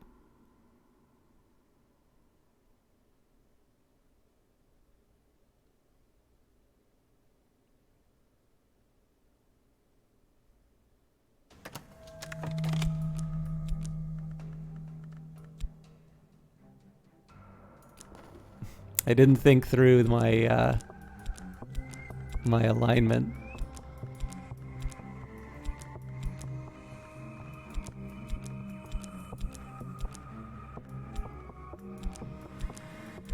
There we go.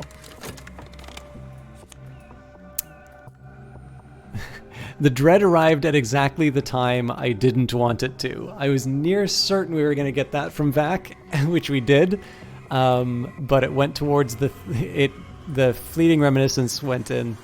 The text describes how the Great Hooded Princes escaped or will escape from the 5th history, where they had died or were doomed to die. They engaged in a secret conquest of the land of the Great River called India in some histories, and have ensured that all other conquests of that land are false conquests. So now I actually need to figure out what I want to do with that dread. Painting is a really tempting solution because it generates money. It can also generate other things. This place merits further investigation. That's the Hunter's Pits. Okay. Season of Vision's coming up next, so no real worries there. The Explore verb. Eventually is going to be used for a... Eventually going to be used to switch out Moorlands, but I would prefer to do a master work before then. So I'm just trying to think what's a good way for me to get contentment right now. I can always buy the drugs, but that's not great. No. Ecdysis Club. The entrance is lost beneath soft drapes of crimson, cinnabar, and incardinate. Above the door, the club motto, Ingirum imus noctean consumi murigni. It has been rendered as, into the night circle we fly until the fire enjoys us. I don't think I have anything to study right now. I can obviously try to move up my forbidden epics. The catch here is... Oh, hang on. Yeah, erudition or an HQ with a library. I'm not going to have the erudition at the time I need it. Glimmerings or an HQ with sanctuary. We do have glimmerings, though, so if I'm feeling frisky... You know what? I am feeling frisky. Let's hope the glimmerings come up first. If not, I'm hooped. The drinks, the songs, the light, the arcing walls, the smoke blue haze, and the press and sway of clothed and unclothed flesh. I have purchased pleasure, I reel home in the ungodly hours and collapse into bed. So we will deal with dread with a point of the contentment. I remember that I was different before.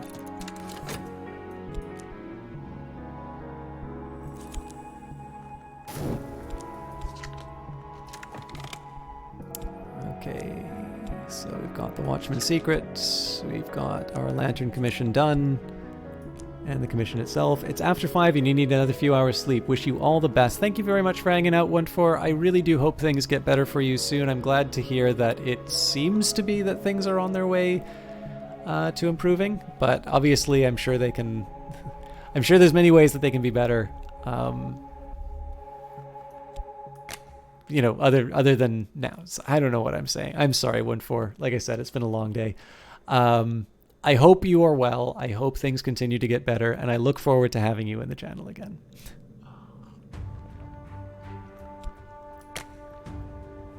All right. Substantial commission on Grail. And I'm not going to talk to Wadim because that generates Mystique, and I'm trying to starve the event. Wisdom is a country, and these are its maps. Solve all the challenges on both fragments of lore to complete the research task. You can return to the task later if you fail. I actually don't think there's any way for me to get erudition in time, now that I think about it.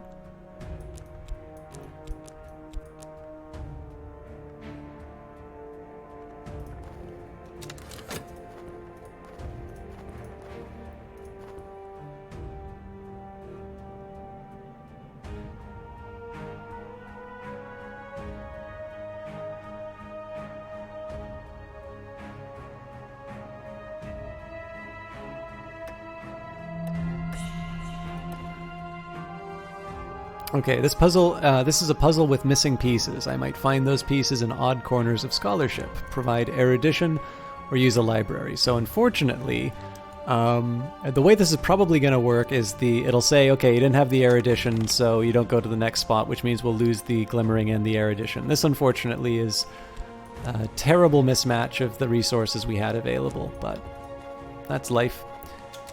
We don't have any dread to worry about, so that's good.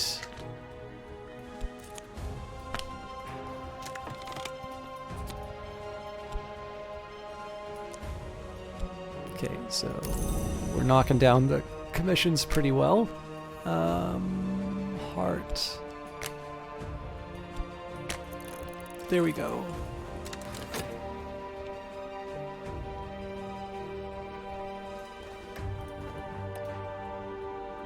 Again, I feel really bad about leaving all this stuff empty, but this is actually the right call to make right now, because I want to starve the investigation. That means not turning in commissions. Yeah, my studies have been stymied for now. I don't want to explore anything because I don't have notoriety to get rid of. Oh, there is an argument for me. Yes, there's an argument for me to dig up the graveyard. No, I'm not going to dig up the graveyard until the detective's gone at this point. Okay, so we're just going to sit... no, for now, we're waiting for the detective, so I'm going to study the histories. This is because I have the erudition available right now, which means I'm going to be able to take that... I'm going to be able to knock that down, and erudition is actually harder for me to get than the others. Then, we'll wait for glimmering whenever that appears. The detective should be gone then. Then we start raiding the graveyards and turning in commissions and all of that. That took me way more effort to think through than was necessary, but I'm not on my A game. I'm sorry, guys. Okay, so there is an argument to be made. Ah, okay. Here is what I should have done.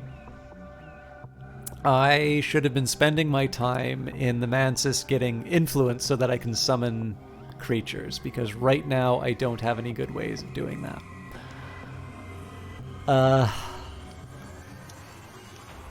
Next question is, are any of the actions I'm about to take going to be something that... Because, like, the problem I have right now, so let's say a minute to go to the Mansis. So what happens in a minute? Well, then the weary detective goes away. So by then I will be painting a fancy painting, which means maybe I'm not going to want to use that influence.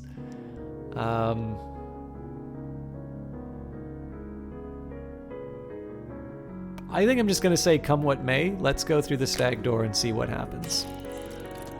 Also, I don't know why I keep saying there's nothing for me to do with a talk verb when very clearly I could be getting Valsine to repair the mirror, so that's my bad. I suspect that's probably going to cause a roadblock elsewhere, but I'm okay with that for now, so let's get back on track. And because I don't have anything better to do, I am going to... We've already done the commission, so in this case I'm just going to lift heavy things and put them down again.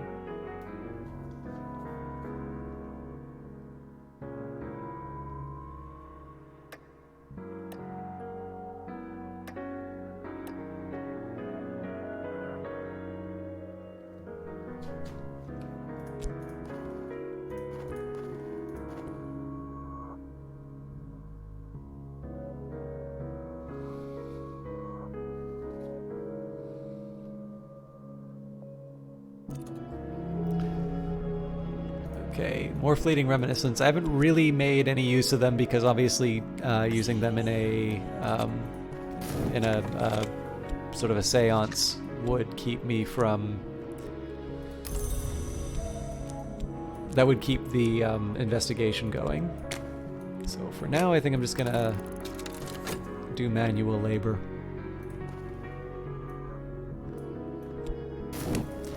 Of course, now that I'm looking for glimmerings as an argument to paint, but the painting will happen one way or another, so...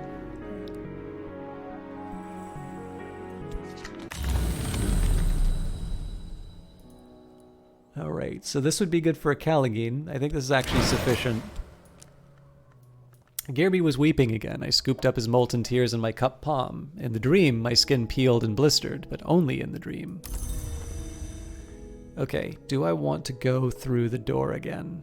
It's very unlikely that I'm actually going to wind up using both influences, but I also don't think it hurts to...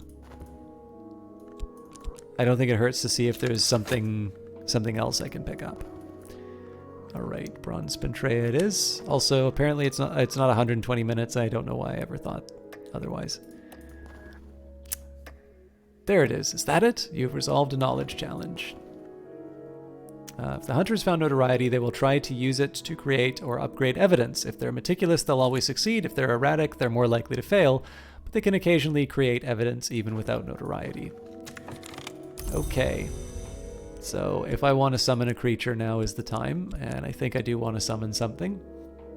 Now, exploration-wise, I don't think it will be 13 seconds for us to find a graveyard, so we will search for 30 seconds. So let's use the right of the map's edge. We'll add the trembling heat, so we need an invocation and an instrument. So let's say we will use, I think the icon of St. Agnes is St. Agnes is the better one. And I guess we need winter for the Callagine. So summon a creature of smoky deception, forge for the smoky spirit summoning, winter for its binding. It must know who will rule it. Mirror is repaired. It shines again as it did once before. For slightly longer than we're used to, because I'm not going to be able to go through the door right away, but there's some welcome contentment. Looks like I'm going to get sick soon, but we do have some vitality from all the lifting heavy things. So, alright, the Weary Detective has done his work. So, no Season of Suspicion coming up quite yet. There's always the danger, of course, that it's right around the corner, but we will We'll work with what we've got here. I'll turn in the commissions, which will hopefully give us a few more trips to the door, and we also get a chance of erudition. So, bing. No, it was glimmering I need. Okay, I get one more kick at the can, and we got an iron spintrea, so less exciting there. Madame Bichet. Let's talk turkey. I found a promising burial ground. So, of course, this is why I waited on the cemetery. And I'm not convinced that I'm going to have this done in in the 30 seconds I need, so I'm going to hold on. Ooh, subtle rupture. I'll take that.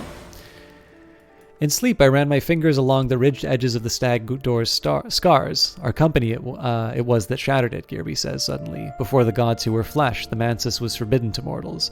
We were the first no. He begins again to weep his molten tears. I wish that we had not. I wish that I had died in the world. I've forgotten what else he said, but remember the shape of the fissures in the stag door, and for all of today, doors will fear my touch.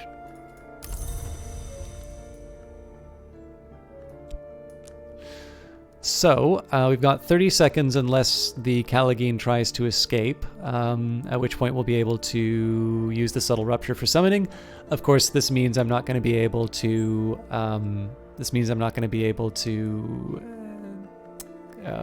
get the new to do the painting and then get the new HQ.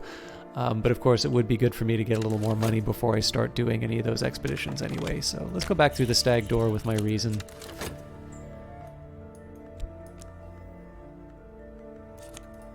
Nope.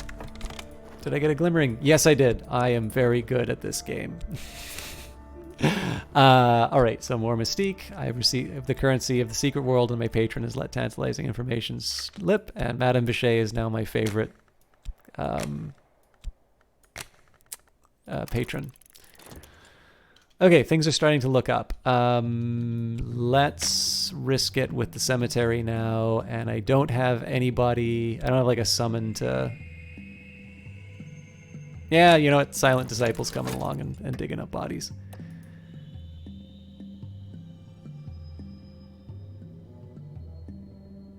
It'd be nice to use the Callagine to help. God knows how that works, but I don't want to wait it out, so... Okay, we've got a Glimmering, Mystique. There's Jennings. And I can't talk with anybody but Poppy right now. Well, no, that's not true, actually. I could use Miss Nania and a Fleeting Reminiscence. The thing is... Well... So I'm two minds of that.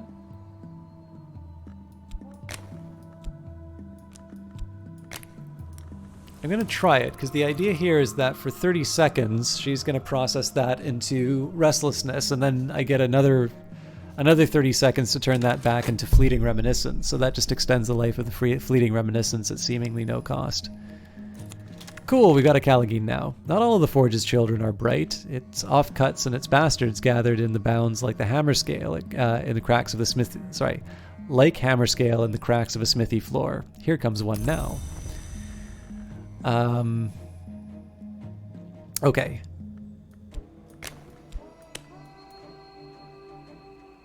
So I'm happy with the Callagine.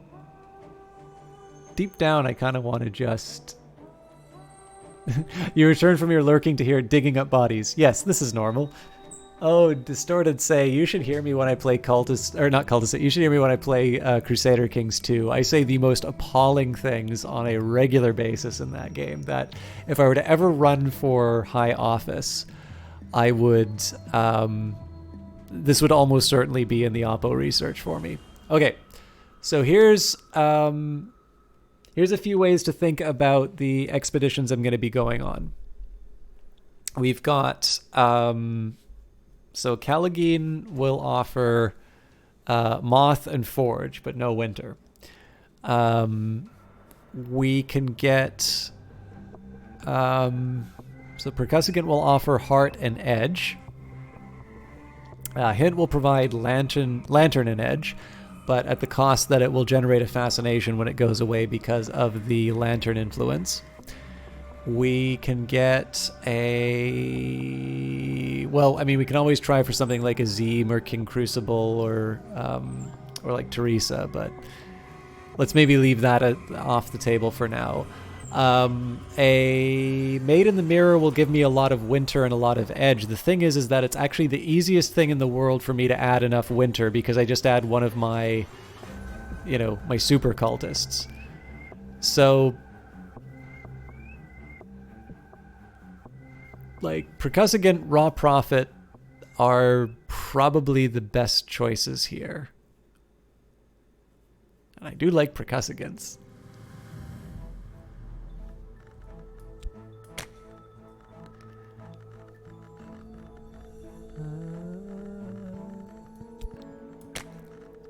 Percussagant, merciless and merry, heart will bring it, edge will constrain it. Alright, Callagine, at the corners of the forge, in the bounds of the mantis, the glorious fire meets the baser elements. Here is a cunning vapor to infect your enemy's dreams. So, in this case, we're going to keep them around for a little while, but basically just so they can dig up bodies. Okay, so Silent Disciple goes back. We've gained Mystique for taking out the bodies. The shovel strikes wood. That's a good sign. If the coffin is too far rotted, usually the remains are scant.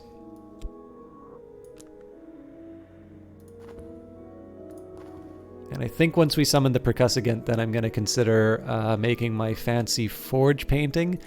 And then we do need to start thinking about how I'm going to go through...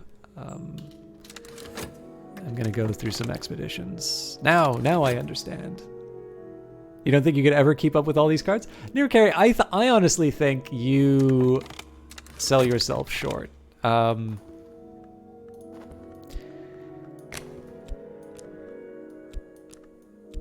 going to go back to the cemetery here. I think I messed up the timings on this, but we should have a corpse ready to eat in just a minute. Oh no, hang on, because I'm also going to need the time to actually eat it, so I'm going to have a stack of corpses now. So the thing is, it's a little bit... Nirkara, it's actually best for me to describe it as it's the same... I like this game for the same reason that I play strategy games. The thing to keep in mind about strategy games, and it's particularly the Paradox Grand Strategy ones where, you have these...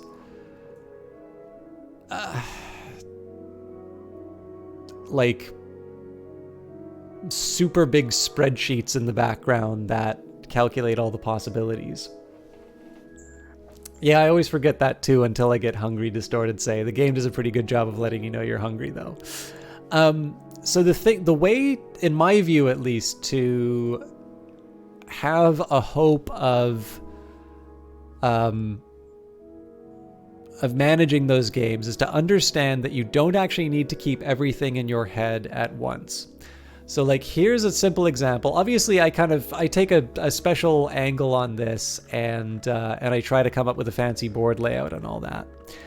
But let's think practically, without any prior knowledge of the game, what are some of the ways that somebody might try and make sense of Cultist Simulator? Because I think this is actually a useful conversation to have. Even if I'm far inside the game, this doesn't mean that somebody who's curious about the game and wants to check it out, they're not going to look at that and say, oh, this looks like a piece of cake. I really want to try this. So let's say, okay, I've got a talk verb free here. So what would the most likely things for me to do with the talk verb? What cards am I probably going to get some kind of a response from? Well, the first thing that you can do actually is just click on it. And the game actually has tools inside to say, do you want to know what things you can do with the talk verb? Well, congratulations, you just found out. Right? All these things that are flashing. Alternatively, you could just pick up a card, and if it turns, if it changes color, you're good to go.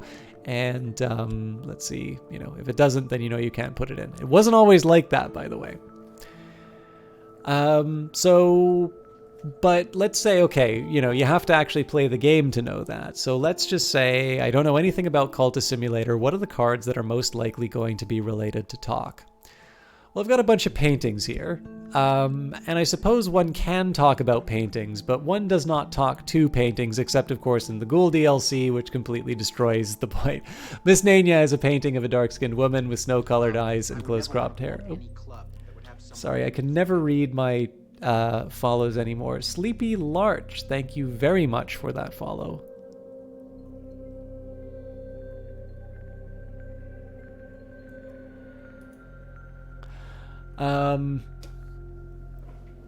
So, yes, you can come up with a reasoning that says maybe one talks about paintings, but in this case, interrogate, intimidate, beguile, instruct, recruit. That's sort of the description of what's going on. Does it make sense to talk about this money? You know, any kind of money? No, not really. Does it make sense to talk about my skills? Well, you know, maybe like learning will give me a chance to talk about rhetoric or something like that. But again, all of these are kind of stretches.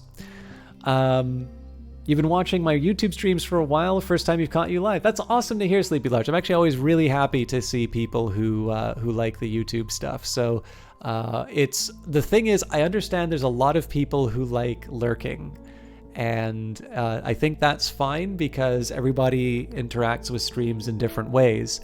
But it means a lot to me when somebody says, especially from the YouTube stuff, because YouTube has never been a primary focus of mine, but it's specifically people like you coming in and talking about how they like it that has sort of made me try to make sure I'm a little bit more timely in terms of getting the episodes uploaded and stuff like that. So thank you very much for letting me know that. Obviously, if you don't feel like chatting for the whole time, I completely understand. But I'm really happy that you did. So now let's start thinking about some things that we might want to talk about. One might say, it's like, okay, well, let's have a conversation in Latin. I'm like, well, I can see where you're going with that, but no. It does, however, make sense to talk about people. So what person is this? This is the weary detective. This gentleman would much rather be left alone with his pipe and his illustrated London news. But no, apparently some conjurer of abominations has to be hunted down like a mad dog, and apparently nobody else can find the time. This person is a hunter, so a conversation with a hunter is going to be very different from a conversation with a patron. But in both of these cases, it makes sense to say talk to person. What might be counterintuitive is like, does it make sense to talk about lore? Well, insofar as you want to try and bring in recruits, you might want to offer a few cryptic clues along those lines. So some of the relationships are really apparent, and some of the relationships are maybe a little bit less clear. But when you think about it, like, take a look at all of the cards on the table, and then take a look at how many of these are actually being highlighted. And what may not be immediately apparent is there's really kind of 3 or 4 groups here. So the formula is picked here because it's lore. All these cards are lore. So really, this is one type of card. All of these are people. So this is the second type of card. These are people too. And so the third one really is just the cult and the location. And those happen to have special interactions, which again, I'll admit are not the most intuitive with talk. But once you move from sort of saying, you know, I've never played Cultist Simulator before, or I've played Cultist Simulator before, but I haven't gotten very far, so I'm not sure about all of these cards. There are 2 very different perspectives that you get. If you don't know what any of the cards do, this is a hopeless mess that you can never really make sense of. And that's precisely why these little tools exist. But when you're familiar with the game, you start thinking like, okay, lore does something, people do something, locations do something. And that tends to be how you sort of make sense of all of these cards. I definitely don't think that there are players who keep every single concept in mind while they play it. But I may be wrong because obviously I can only speak for myself. Okay, but with all of that in mind, I am going to have a chat with Miss Nania, and we're going to turn that restlessness into a fleeting reminiscence again, just because we can. Hopefully the percussive gets higher. Hired comes in. Okay, Forgotten Chronicles, not the bravest choice I can make though, so let's go for the Painted River, and we are rewarded with a Forbidden Epic. The attention of the hours is drawn to the bloodiest wars. Afterward, the histories are braided like hair. Exploring with the scrap of knowledge may uncover secret locations in the land beyond the forest across the continent.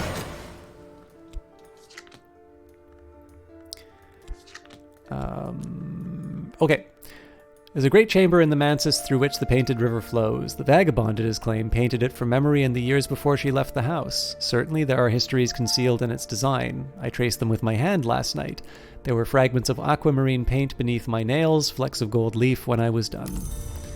So I think I'm going to hold off on the dreams for the next little bit. I may make an exception for a trip through the Peacock Door. But this is just because I know I want to do a big painting. I actually think I'm going to wait.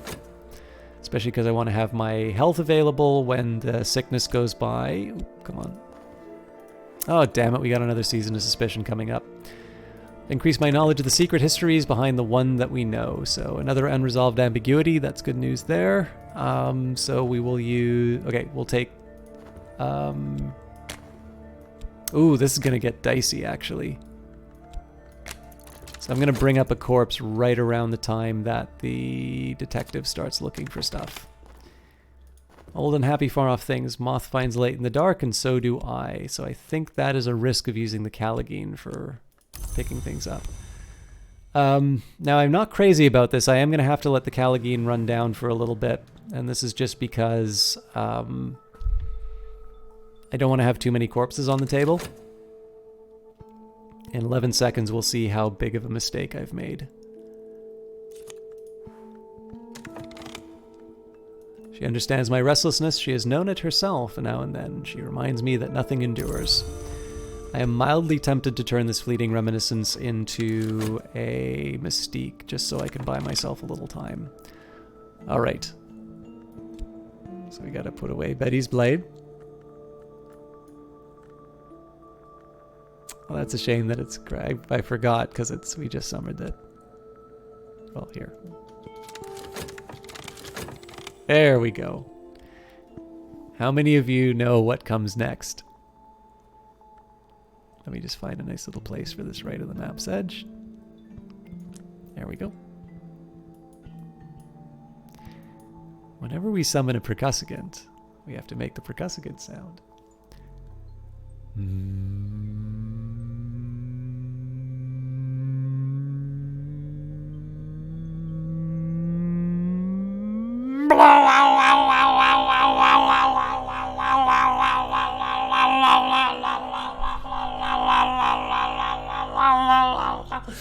First the thump, the rattle and cry of the ceremonies it attends in the wood. Now here it is, shouldering its way through the world's skin like a clawed and ruthless uncle or a headless flapping bear.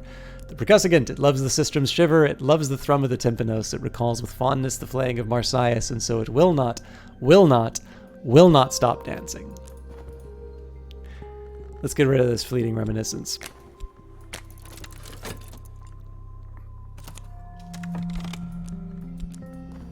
Okay, we will take the vitality, get rid of the affliction there. I kind of want to have... Yeah, I'm doing it. Can have a conversation between these two. Oh, this is fine. He's still going to look for something here, so... Okay. Fortune smirks. Okay, so we've got something joyful, so first thing I need to do is chow down on the current corpse. I've got one more to go after this, so he'll be done in 28 seconds. That means that the disinterment's going to be done in 30 seconds, and so I'm safe. So cemetery, I got a new job for the percussivant.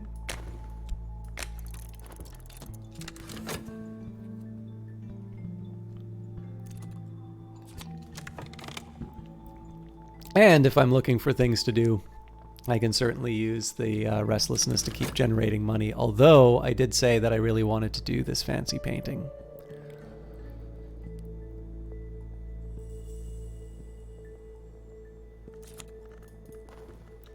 I've been paid my fee. It's difficult to say whether I've earned it. Fortunately, it's difficult for them to say whether I've earned it too. Okay. So I think the way I'm going to handle this, this is a very risky move I'm about to make, because if I get more than one notoriety, I am in trouble. But we'll take the Calidate Invocation. We'll put bitter black salts inside afterwards, and that should hopefully give us a big fancy forge painting to use in designs if I need. There is sometimes something left over which must be buried again, but one can be efficient. Okay, so again, the shovel strikes wood. That's a good sign. If the coffin is too far rotted, usually the remains are scant.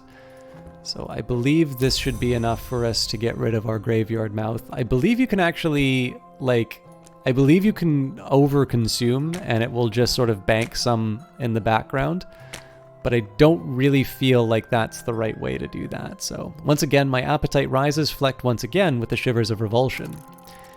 So let's carry on now, expedition-wise. I can check out the unresolved ambiguity. The real question, though, is will I don't think I'm actually going to be done looking for the unresolved ambiguity in time for this work slot to be done. So I'm going to keep Explore open for now. I want to make it so that there is the smallest possible time for the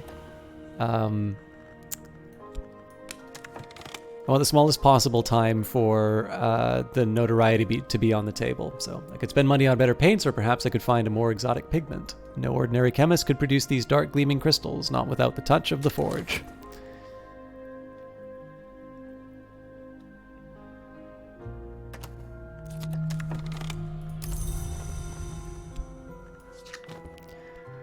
Okay, so I'm just trying to think of the next step here. It's tempting to just talk to the Callagine and the Percussagant again because I would rather... Okay, I am mildly curious. So we take the Percussagant and we say, Children of Silence. Okay, good. I just think is like, what if you could get the Percussagant to go and talk to polite society about the higher principles of your organization? I would love that, but I'm not entirely sure that would be quite the right call. Unfortunately, my fun little experiment will probably result in me getting some dread now that I think of it. And we are going to get another graveyard mouth coming up, so I think...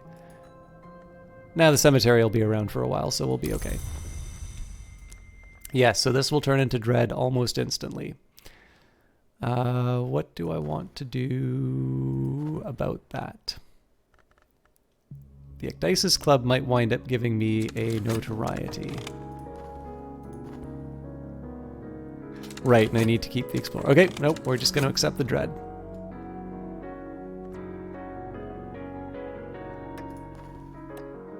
Dark rains, properly treated, yield fiery colors.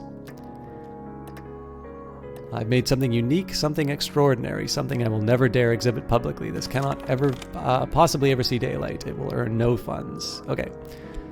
Well, that's my dread sorted. We've got a trembling heat for my efforts, and it's 2 notoriety, which I was kind of dreading. Certainly exhausted a bunch of passion. And we have got the Forge of Days. If the Forge could regret, it would regret the intercalate, but in all its other work, it knows joy.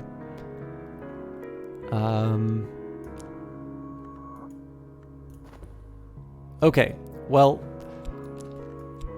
it makes sense to at least minimize the amount of notoriety on the table, but I'm going to have to deal with one of these at some point. So let's pack away our HQ one more time. Move our organization's headquarters to a new location. This will permanently relocate your headquarters. No return is possible. It can reduce notoriety. And it will hopefully... There we go. All right. So we lose 1 notoriety, but we'll still have issues to deal with. Dread and Contentment up next. So the question here now is, do I want to try and profit from the something joyful, profitable, and menacing, or do I want to try and send those off to Miss Nania? I think we're basically ready to go as far as our expeditions are concerned, to be completely honest. So I think at this point, I need to earn some cash, and I need to earn it quick. My reputation as a performer is ruined. My reputation as an oracle has only begun, but the authorities have their eye on me. It may not necessarily be the memories of my client, but it's something true. I think we're just going to let the Trembling Heat decay.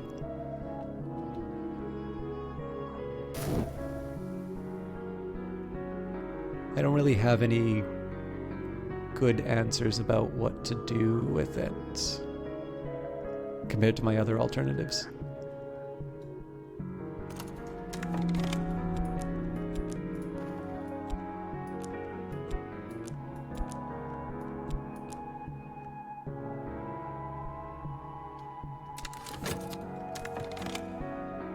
Nothing. My words cease like sand in a glass.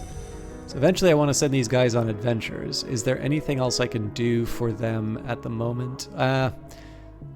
See, again, I don't like leaving these things out in the air, but I should probably have a chat with Dr. Redeem about... Okay, there's a restlessness. The most sensible move would be use a fleeting reminiscence and then permanently use restlessness, but...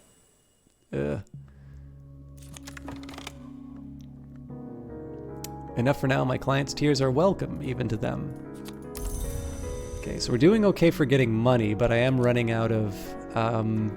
obviously, there's only so much time that I get this restlessness for, so... I am going to use the something profitable because I want to get that off the table as soon as possible. A ray of commercial light, a miniature opportunity, a figurative £5 note on the pavement. I found someone who will benefit from this memory, and they'll pay well.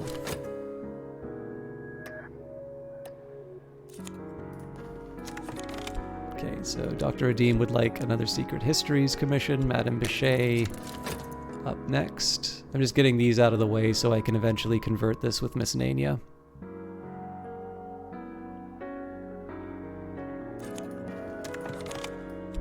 Okay, forge for Madame Bichet, and Count Jannings would like...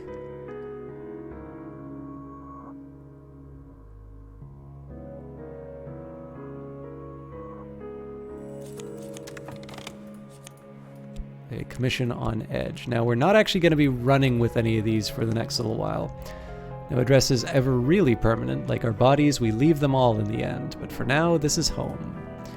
So, the rooms behind the bookshop. The lesser elements of Miss Moreland's stock yet remain. Over time, strangers drift in with books to sell, and sometimes we indulge them.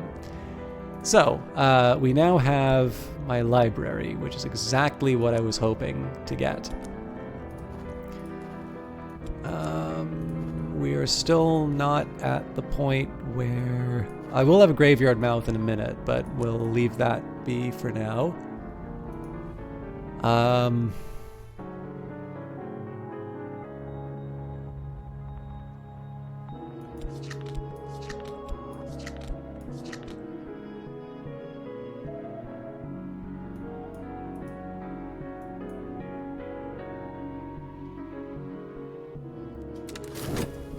I'm just gonna let this run down. Oh no, I need to actually make a decision. Okay, this is gonna get turned into fleeting reminiscence. Got a lot of those now. We both did well out of that. My reputation is a little uncannier. Okay, next up, something menacing. There may be consequences for that. The taste, the particular taste, the taste which is neither fair nor foul. It comes to trouble my mouth again. My tongue will swell, my lips will blacken. The elixir has set its spores within me, and only dead flesh can quell them. Okay, so next thing I need to do is bring up a body for consumption.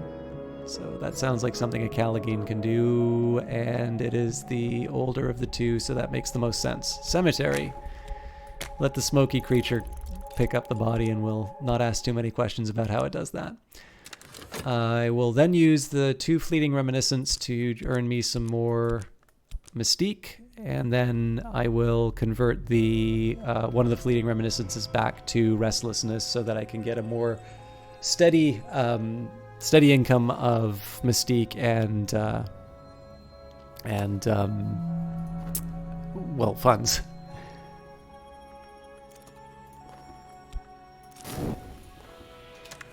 She understands my restlessness. She has known it herself now and then. She reminds me that nothing endures.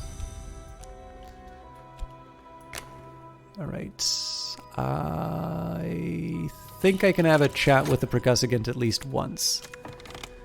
All right, the shovel strikes wood. That's a good sign. If the coffin is too far rotted, usually the remains are scant. So Callagine goes back to talk with the percussagant. We will take the formula and add the corpse and my desire. And we get rid of the graveyard mouth again. We've got nothing coming up. My client is aghast, but also agog. Some people will pay for this. Some people will pay for anything. Okay, so problem of dread, but we've got contentment to deal with that. So this is one of the nice advantages of leaving some of the verbs open. Obviously, compared to other circumstances, I've been able to address sort of emergencies a little bit better. So last thing we're going to do, unresolved ambiguity. I will kind of use as many of the fleeting reminiscences as I can get. And I think in 1 minute we'll start taking care of our expeditions. And all told, even though we sort of, we did start sort of drawing down the savings, we're not too far off where we were when I started doing the drawing down. So I would like to normally start doing more expedition, like I'd like to start doing expeditions with more money in the bank, but this is not the worst place for me to be starting, so. Okay, now ideally I would be converting this fleeting reminiscence right now. I slightly miscalculated where my needs would be. Oh, but something shameful comes to the rescue. I didn't intend it that way, but it turns out I'm going to have another 30 seconds, so I am going to have to leave the Caligine and the Pergusagant out in the cold for a little bit, but we should be able to make all of our different bits work. I also, this is not the most efficient way of me doing this, but I think I can afford, oh, nope, I messed up. I did the Glimmerings too late, or used the Glimmerings too late. I could have upped my Forbidden Epic. Okay, I don't need to worry about converting my... I need to worry about converting my Fleeting Reminiscence anymore because we're going to get Restlessness in 30 seconds anyway. This place merits closer investigation. Snow's Keeper, a mountain peak temple of ill-omened aspect. Jewel-bright fungus sticks glow in the snow. None have come here in a generation, but still something moves within. Okay, so plan here. I obviously can try upgrading Forbidden Epics. I can try doing a lot of things to extend the duration. But the fact of the matter is I've got a couple of summons right now. I've got a bit of money, and I'm out of books. So this is a great time for me to start considering expeditions. So the main loop that I'm going to be running right now, do expeditions, keep generating Mystique to keep the weary detective off the trail. In the situation where they do finally find the notoriety, I can take out the Caligine and get them to work on the evidence and whatnot. But essentially what I want to do is I want to start feeding books into the study verb, and we will have almost 2 sort of sets of locations. We're a little short on the Rending Mountains, but not it's not the end of the world. That comes later. The Kuznetsov Endowment. Prince Kuznetsov gave 1/4 part of his blood-soaked fortune to the establishment of a department for eschatology at this provincial university. The staff has grown peculiar now, and the buildings fester in a freezing swamp, but some of Kuznetsov's bequest perhaps was spent on treasures. So here, even though they may not be the most appropriate ones, I always put the summons in first to prevent them from dying down. The journey to the endowment buildings is not long, but the ground is difficult. We have sent 3 times for permission to visit and received a less than friendly answer each time.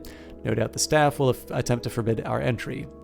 So this sounds like we're going to basically need Forge and Moth, which the Caligine is helpful for, but does need a supplement for.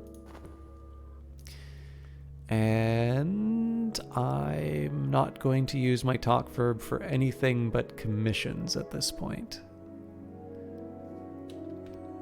So we'll leave that be. More money. I can afford to wait on the something shameful, I think. I'm actually going to have this restlessness back before I know what to do with it. So again, I'll just try and get what I can out of... Actually, you know what? I think I'm going to leave I'm going to leave this last fleeting reminiscence because that could help me with fascination if it comes up. Other than that, though, we'll take something shameful, we'll turn that into money, and then we'll continue just using the restlessness when we can. And that was why I didn't do the Secret Histories upgrade. It would be nice to do because I do need them, but... Okay, so our expedition plans for the next challenge. It'll consume funds. I can add funds now, or I could send another follower. Treacherous Gown, so that's Forge or Lantern. Watchers, mortals, perhaps even ordinary mortals, but quite a number of them. They can be fought, seduced, or deceived. And then finally, we have got a hidden door. Hidden doors can be found with lantern or knock. So it turns out that lantern is actually the smarter choice here because that deals with 2. And on top of that, we've got 3 lantern followers. So if we lose 1, it's not the end of the world.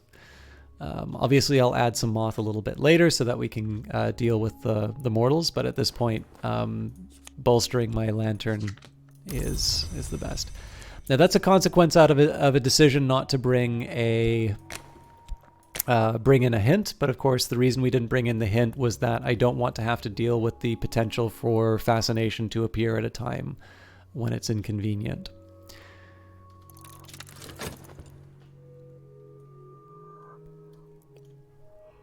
Excuse me, a little tired. I'm trying to do the full run, but obviously I had a very late start tonight, and I'm hoping to be able to have a chat with a friend. Okay, so unfortunately we're dealing with Graveyard Mouth again.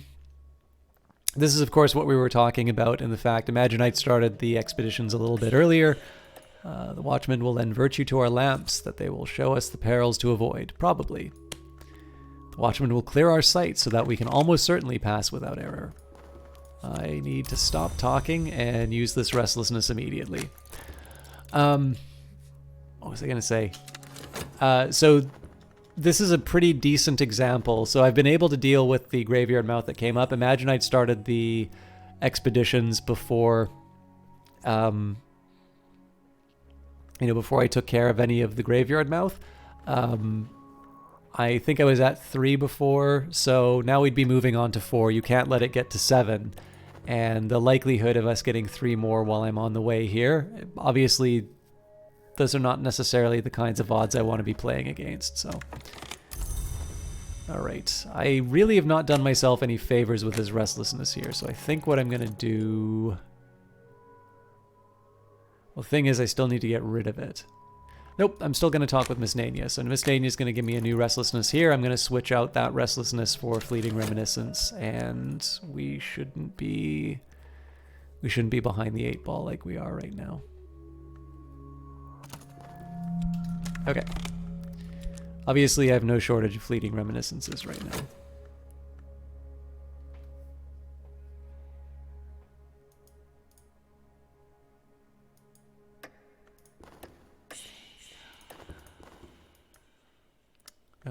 Okay, Pope Clifton and Cat Caro are both done. Promising Root reveals itself as a sucking snare. We'll have to go around and try again. So clearly the answer here is I need more money before anything else. Alright, so I need Miss Nania to turn this restlessness into something that won't hurt me, and I will start using my fresh restlessness. Again, we'll ignore the Fleeting Reminiscence. It's nice to try and use all the pieces, but it's sometimes not... Just because it's aesthetically pleasing does not necessarily mean it's a good strategy, so... Oh, I realized that this is the time in the stream when I think most people are lurking. For those of you who enjoy the Surviving Mars streams, I did my absolute best to kind of keep with this new pattern that I've gotten of one every 2 weeks. Unfortunately, yesterday I ran out of time. I've kind of mismanaged my time in some senses. I've also been trying to get some other priorities done, and I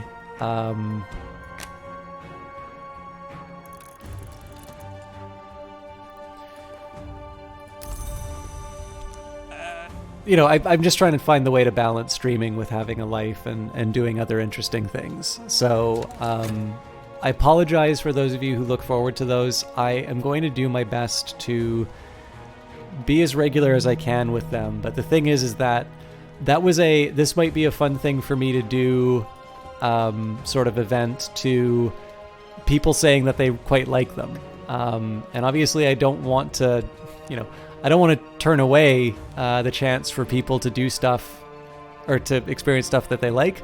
But unfortunately, I have a limit in terms of the amount of stuff that I can record in a week, and I wasn't able to hit the target. So I apologize. I will try and do better, and I'm trying to work out some time off work. I always have difficulty working that out. We're mud spattered and thorn scratched, but we've made it through, so I need to add moth after this. It's always a little tricky to try and figure out what the best like next step is.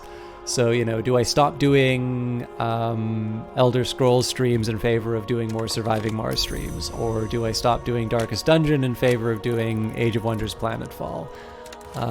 Do I, you know, stop having a regular Cultist Simulator day in favor of, you know, covering something that I've wanted to play for a while? I think about this with almost every single game that I play. And I actually always like it when you guys give me feedback along those lines. So if there's something that I played and you feel I'm not getting back to it soon enough, or alternatively, if there's something you think that might be a good fit that you'd enjoy watching me play, I kind of want to know this. It is ultimately my job to try and figure out what's entertaining for you, but as I'm always fond of saying, I can't make any promises on actually following through on all of it, but I am curious, and usually if I haven't been able to make people satisfied with the individual choice, I can at least find something close enough that I think will work well with the cast that most people are happy. It's a little bit of a wishy-washy way of going through it, but I feel like it's worked well so far.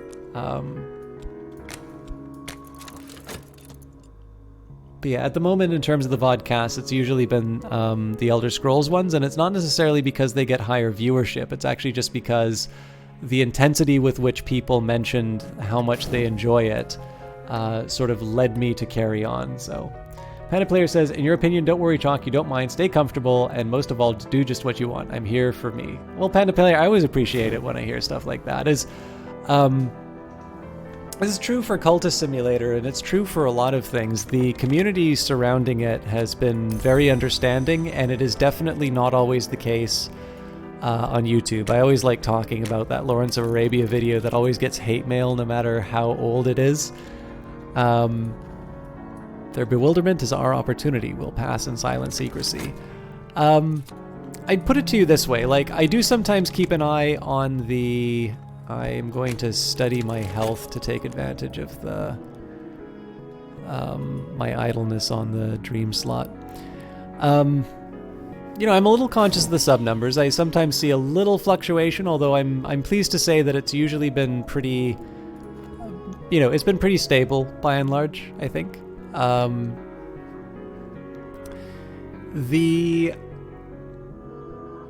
Let's go for the games, yeah. Well, that's the thing too. Like, I can see myself doing like one type of game over and over again. I would not be immediately opposed to that. I just happen to think that I enjoy variety enough, and it allows me to see unexpected and interesting things enough that it's overall better for me, even if it doesn't necessarily result in the larger view counts. We'll almost certainly find this hidden door. What was I trying to say?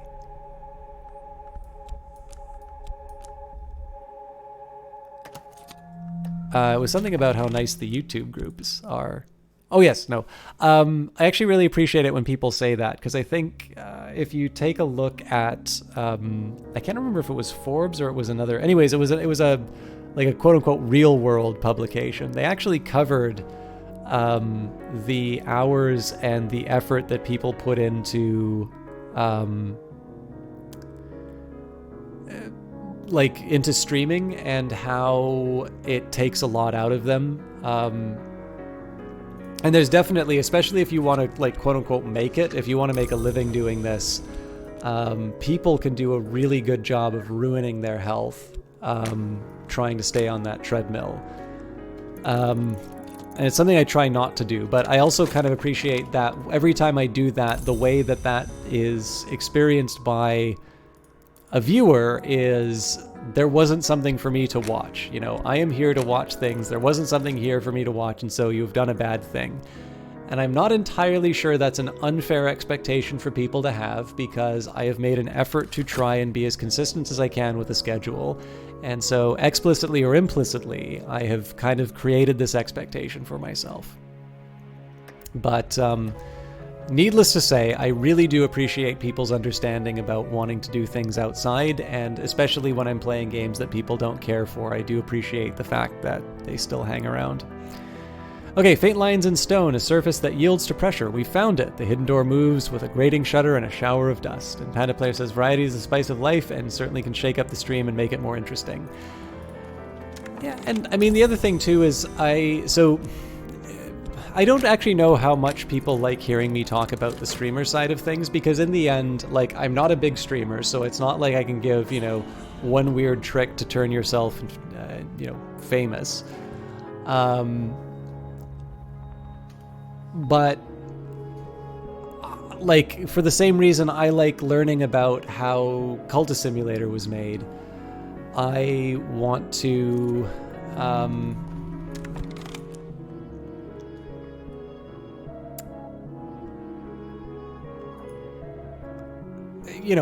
kind of like talking a little bit about something that I know. So there's two sort of trains of thought that one can go down in terms of the, like, how do I get people to watch my stream, specifically with the choice of game? Obviously, how do you get people to watch your stream? Well, participate in other streams, be active in various communities, put yourself out there. It is not the worst thing in the world to put up a Twitter account and say, hey, can you watch my stuff? If a streamer is doing a moment where they say, hey, if you do a stream, I know I do this, I'm assuming other people do. If you do a stream, let us know who you are. I'm sure there's some other people who'd like to see what's going on. I'm not crazy when people come in and they haven't said anything and it's just like, hey, why are you watching this jackass? We got a guy who's trying to build a stream right now. That's a little discourteous. But if somebody and then there's always the people who are not so subtle about it. It's like, yeah, hey, I was streaming this game the other day. Oh yeah, I'm just starting my stream. Oh, hey guys, gotta leave to go stream right now. Everybody knows what you're doing. And I don't bring the wrath of God on that like some other streamers do, but it isn't the nicest thing in the world to do to people. But yeah, I mean, if somebody's telling you, or if the atmosphere is such that you can talk about the stuff that you're doing, I think you should take those opportunities. Nobody else is going to figure out what you're doing. I remember when I was doing an Extra Life thing, an old friend from high school who I had not heard from in years, quite literally, put something up on Reddit saying, hey, this guy's streaming to nobody right now. Can you help him out? Which I thought was remarkably nice of him. So there's lots of different ways. I'm just going to paint away this restlessness to get rid of the...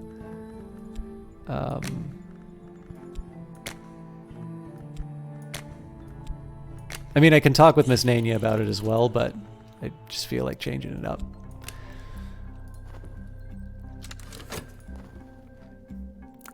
So that's, all of that is the putting in the legwork to make it happen. The library ceiling collapsed years ago. Many of the books have been reduced to swollen pulp by dripping water. Something must remain.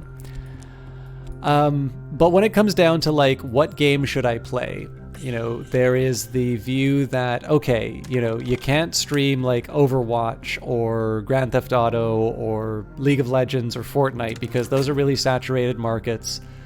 And how do you differentiate yourself? And then the next one is, okay, what about doing a big variety of games? Because then that's going to, that's going to let people who are interested in that game come and see me, and they'll see what a great guy I am. And as a result, I'm going to get a following that way. And that's true, except that some of the people who are watching your stream at a given moment are watching it because they really like the game that you're playing, and as nice as a person as I'm sure you are, they only really want to watch one thing. And I think this is actually true for a lot of media that we watch, including things like Twitch. I don't know how many people have watched my stuff and are yeah, I got to keep watching. And how many people? There's definitely a group of people who are like, I do not give a damn about this, 2/3 of this guy's other cast. I just want to watch the Cultist Simulator stuff. And God bless every single one of you for that, by the way, because I get a small boost of pride every time I see a number that's in the double digits for my viewership. But yeah, like the fact of the matter is that as you could be an extremely entertaining individual, that does not necessarily mean that people are going to just follow you into the abyss. People know what they like, and I think it is a lot easier to build a broadcast on consistently streaming one thing, because that comes back to the idea of streaming at a consistent hour. Basically, people know what they're getting, and they'll come in. But the thing is that because I'm doing this for fun, not for money, there is a certain point where it needs to be interesting for me. And so I'm willing to forego, a larger audience in order to pursue games that are unexpected. And then, of course, you have something delightful like Cultist Simulator that comes along, and it really winds up being something that you get to know quite well. And I know I wouldn't have those kinds of opportunities if I didn't do them. So hopefully that explains. That answers the question that wasn't explicitly asked, but is sort of behind a little bit of the discussion. In the days of the great power of the Turks, a man of power ruled here. Over many years he fed many thirsts until his own thirst overcame him. I have learned that both his treasures and his victims may remain in an untouched vault below the castle. So this one sounds like we might need winter because of the dead. But as always, Callagine and a Percussagant are the first up, and we'll figure out the rest later. The Voivode's vault will be hidden well, and if the stories are true, his victims may not rest peacefully in the dark behind the Citadel's walls. So the fact that there's a hidden wall will probably mean I am an idiot. Well, that, yes, but it actually means that Lantern's probably more important. But again, we try not to lose our summons.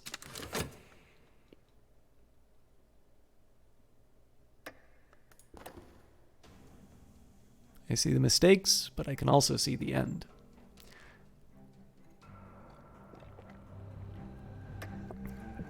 Finished. This is something special. It may provoke a reaction.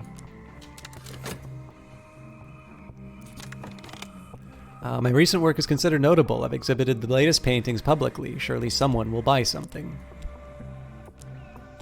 Okay, so if I want to change... Okay, so it's admittedly less glimmering than I thought it would be, but now would be a really good time for me to try and upgrade some of that Secret Histories lore. So normally I would have started translating these. Now is a good time for me to upgrade these Forbidden Epics. History is less certain than we are taught. I can learn from the study of its blurred edges. Okay, work time. Let's go back to our job as a medium. Not much to do with the contentment at the moment, but...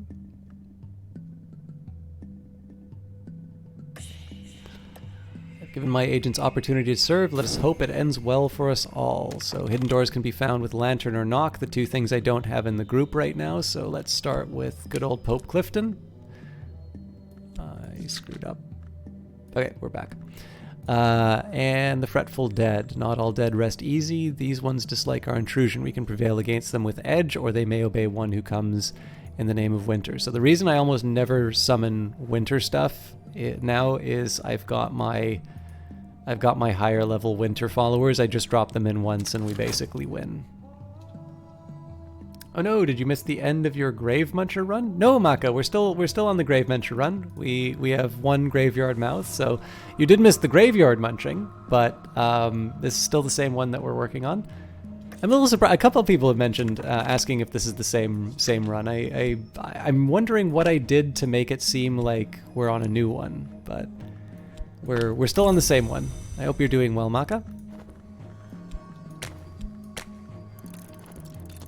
That may be true. We definitely have a few more. Expeditions or locations, whatever you call them. Oh, okay. So apparently we don't care about the hidden door. These dead, with their avid, pitiful eyes, have died once already. Their hold on the waking world is weak. We should be able to send them down into the darkness, but we must take care. Let's bring in the artist formerly known as Eau Claire, a gaunt woman who is silent. The air is frosty, the candles gutter, the street sounds are hushed. Someone is here. The dead circle the edge of our vision like frayed dreams. The very air around us is chill with winter's shadow. They must recognize that.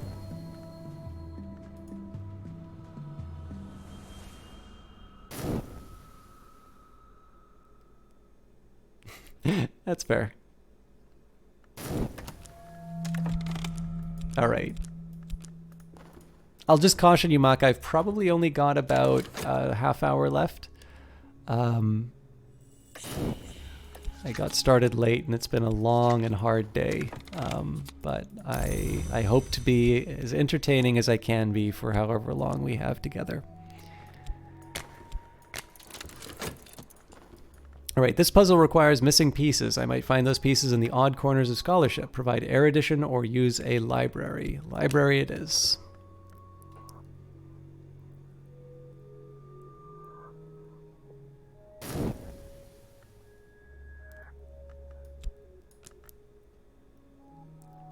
Yeah, well, I mean, the stream attendance, I never like bringing it up because I don't take attendance. And the thing is that, like, if I'm going to talk about how I want to take an occasional day off, by the way, Labor Day is probably going to be one of those. Oh,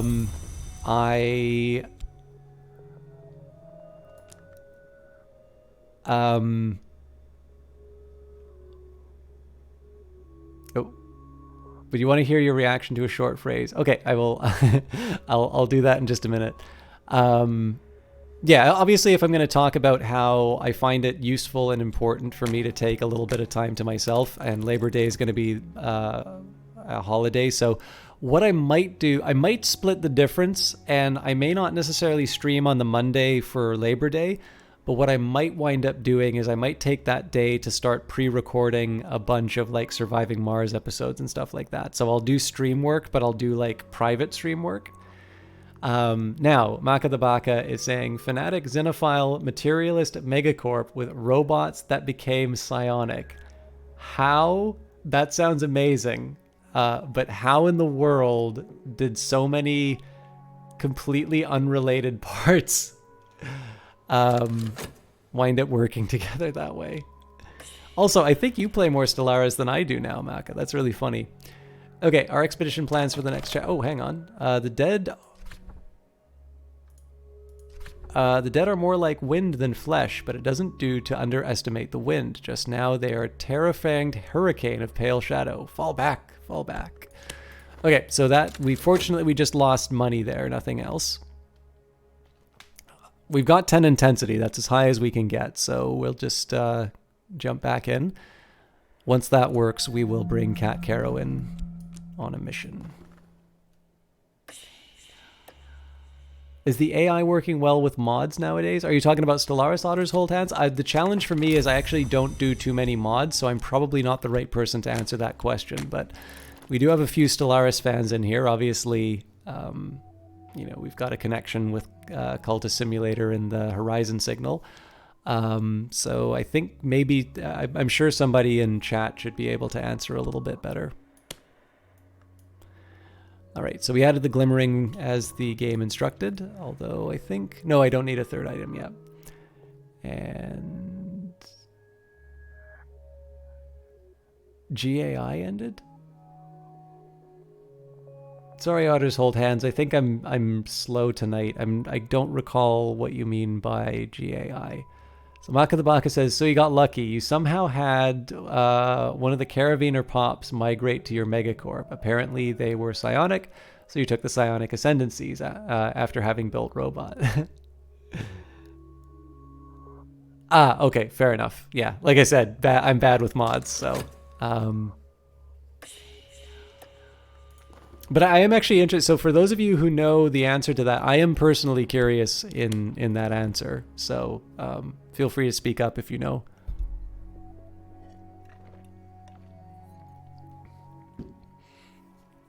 I can probably knock out at least 2 more of these. I'd like more because obviously I need to get the higher level lore as well. Okay, as always, we keep plowing away at the location. The dead draw back their almost faces flat and watchful. They will not trouble us. You found that using customized difficulty helped it.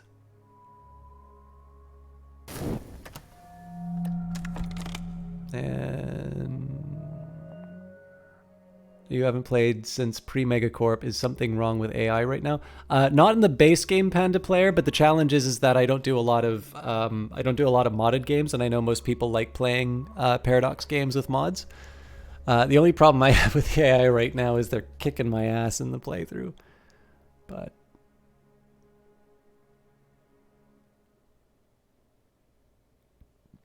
all right. Sorry, I was spending too much time with chat. Well, there's no such thing as too much time with chat, but we've doubled up our lantern. The dead are retreating. We're good to go there. Not doing anything with fleeting reminiscence. Is there an argument for me to be getting influence right now? No, but there is an argument for me to be getting secret histories. So let's... Why did I take my glasses off?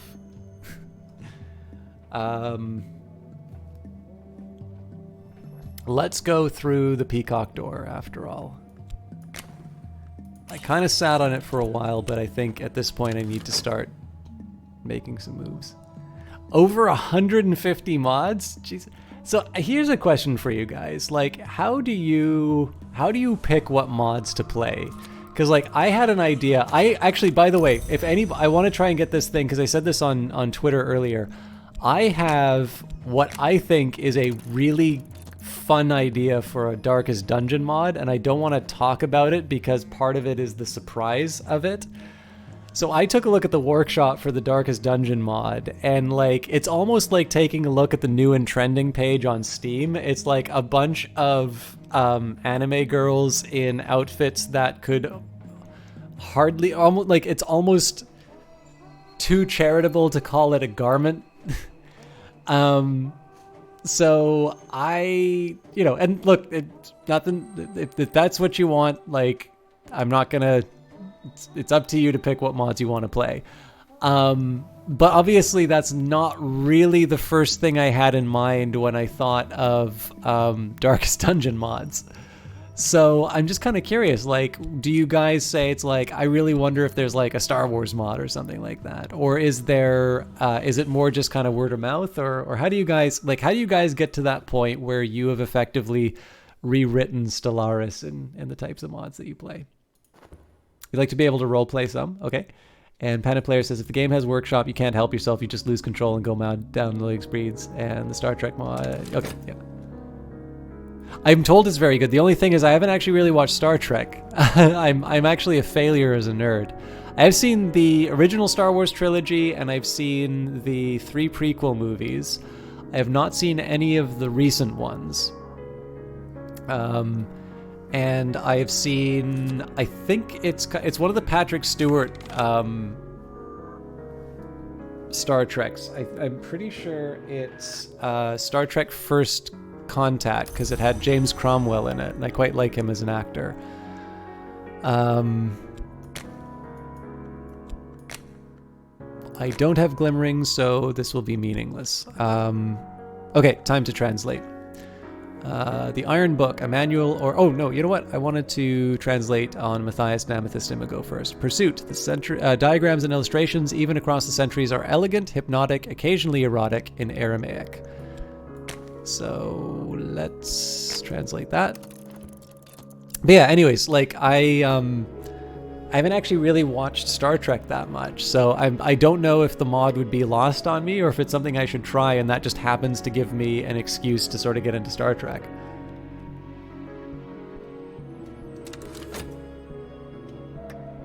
You play lots of Hoi 4 and it's the same way there.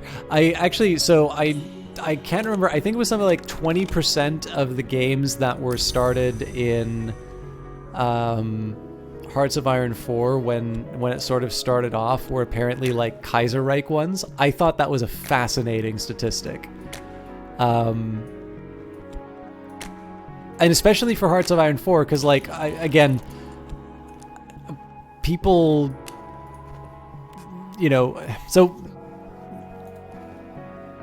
every once in a while I'll hear, we'll almost certainly find this indoor. Every once in a while I kind of hear the money grubber claim. So like last argument that came up about the Epic Store, it's like, you know, you just want it for the money. And I'm like, I'm not able to talk about what I get off of the Epic Store, but I think all of you can see how big the stream is, and you can make a really good guess as to how much I'm actually making off of selling off of any storefront. That's also true for GOG, right? But especially when it comes to stuff like Paradox, and the fact that I have gotten so many keys from them, I think there is a reasonable statement for people, well, maybe not statement, but a reasonable sort of guess for people to say, it's like, okay, maybe he's a little bit nicer about it because he's got a good relationship with them or something along those lines.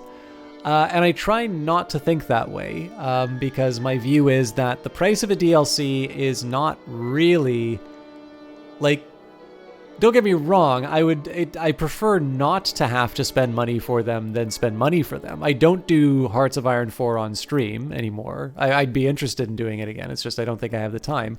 So I buy my mods for Hearts of Iron 4. Likewise, I've done Europa Universalis 4 once. It was a very difficult stream to do because of some of the people who showed up. So it's a little hard for me to turn around and say, hey, can I get some keys for EU4? Because I'm not entirely sure I'm a good fit for that. But I'm somewhat sympathetic to people who look at something like me legitimately enjoying Imperator and saying is like, well, he's just saying that because, you know, he wants to keep getting keys from Paradox.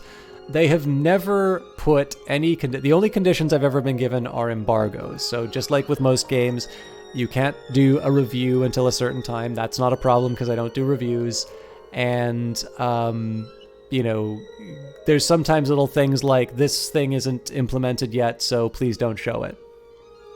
But one of the reasons, so again, this Imperator stuff that I say, this is a huge scaffolding to say, I actually do quite like Imperator. I don't play it over, say, EU4. When I have a choice, I don't always pick it first. But I spent the time with Imperator because I enjoyed Imperator. And one of the reasons I feel optimistic about that game's future is when you think about what happened with Hearts of Iron. I don't know if it was unpopular when it first came out, but I remember seeing a lot of complaints.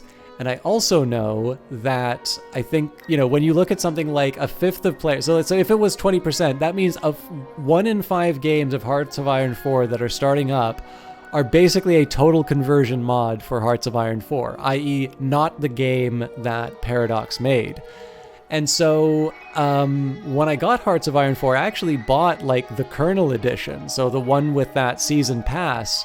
And a lot of people were really wary of the season pass because the first two, Death or Dishonor and Together for Victory, I got the order wrong, but those were the first two.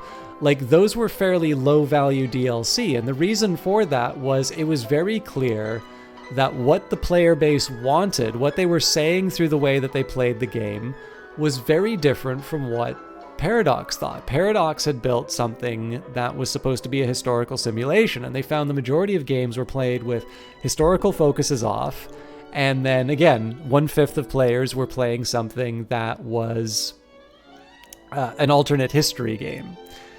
And so, essentially, what seems to have happened is the team went back and they rethought about what sort of the post-release support for that game would be. Now, I'll be honest with you, as an owner of a season pass, I was really worried I was not going to get my money's worth. It certainly took a while for the value to be equal to what they said, but I think they made the right call. And I think the same is going to happen with Imperator Rome, that it would be foolish to say that people were not disappointed by the game, and that is a shame, right? but seeing how Paradox has handled the fact that the game was different from what people were expecting, I am rather optimistic for that game's future. But anyways, I don't know, like, there's probably 2 people in chat who actually wanted to hear me do that rant, but hopefully that was edifying for at least some of you. Hey, Bormoth, Tricuspid Gate is closed forever. And Panda Player says, oh yeah, you barely play the base game of HOI. It just feels so dull and stale compared to Kaiserreich, which has much more detail. Even so, small countries like Honduras, which have massive focus trees, can be as big as vanilla. Yeah, see, the tricky thing for me is that I still don't have a good grasp of all the mechanics for Hearts of Iron 4, so I kind of like going to Disneyland every once in a while. I hate that I'm doing this, but I'm going to go to the War Museum. I am good at this game. Okay. Vagabond's map. So we've got the Vagabond is the 1 hour who could never enter the Mansis, but she goes everywhere else. And if you believe her boast, she's the only one who knows all the histories. Sometimes she lets someone record her travels. Exploring with a scrap of knowledge may uncover secret histories in the secret locations of the lone and level sands far from here. All right. Size in the Mansis is negotiable, and so last night in the Worm Museum, I saw one of the worms who took Vienna caged next to a worm taken from the soul of a child. In dreams, they are more visible than waking, smooth and dark as jewels. The walls bear stories of the First and Second Worm Wars. The third is too recent to have passed into the histories. Alright, so this is going to cause me some troubles because I can't quite get my diamond working anymore.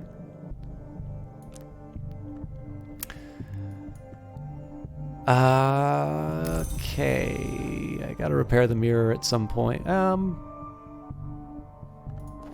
We can actually support that.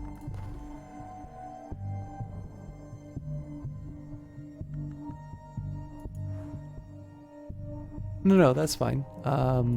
Right, old and happy for... Okay, no. This is all making sense now. Okay, chat with Valsine is in order, I think.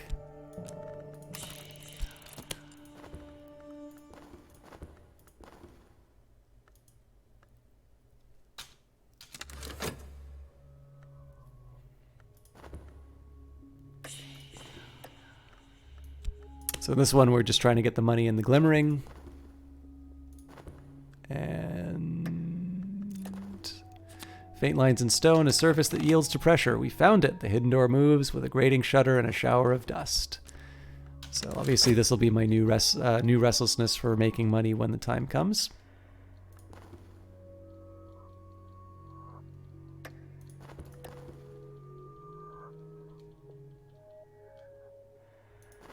Hopefully we don't get... Oh, the timing on this is going to be bad. Oh no, it's fine. We're very close to getting rid of this notoriety, so if we can drown it in more mystique, so much the better. Excellent, so we're guaranteed to be safe. Well, I mean, we've got another expedition finishing, so guaranteed is maybe a little bit of a strong statement, but... And I didn't exactly make a ton of money out of that, but that was not necessarily the point. Okay. An account of occult romance. A certain mech claims to have written this in a single night as part of his initiation into the Theban branch of the House of Leith, that order of immortals who use the arts of water to conceal themselves. So I do want to research that, but before I go any further, let's upgrade the Forbidden Epic, because now I've got the combination library and glimmering, and then of course it's important to start using the restlessness before I start dealing with consequences. And now I think it makes sense to go through the stag door again.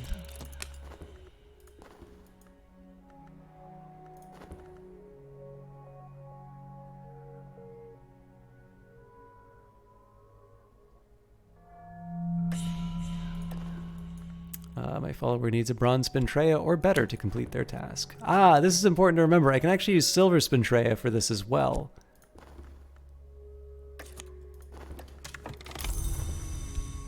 I need to think a little bit about that, if there's any reason for me to hang on to the silver Spintrea.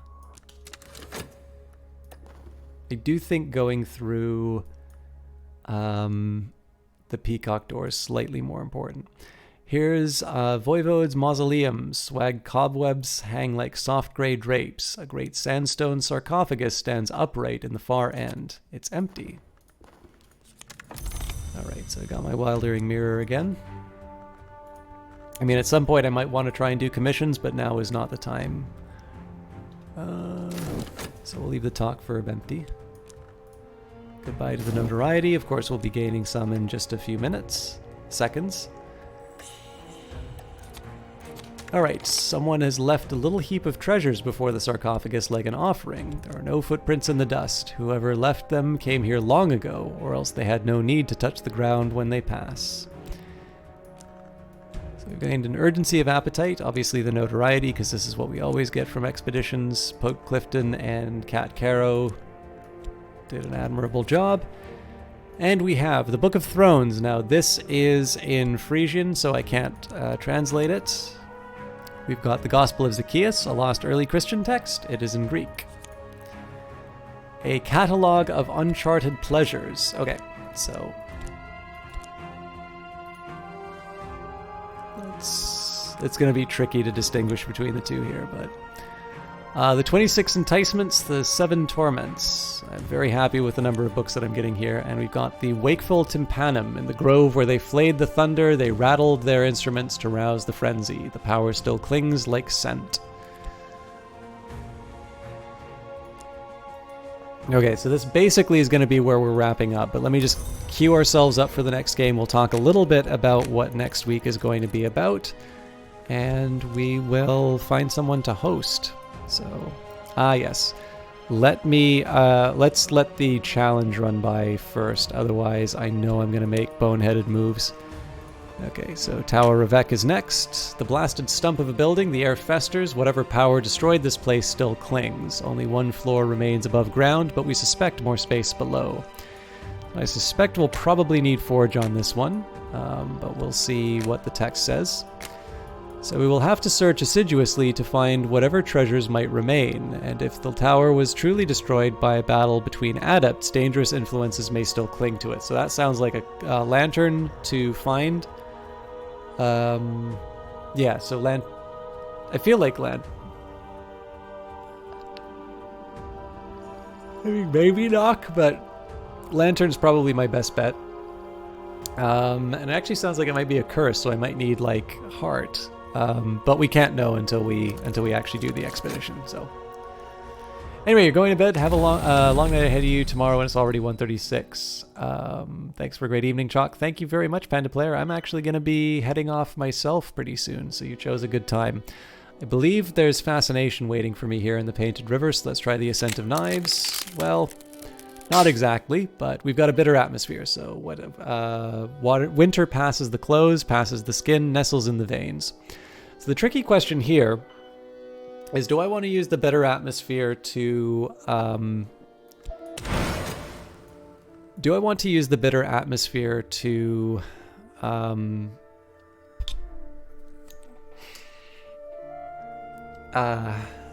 upgrade a follower?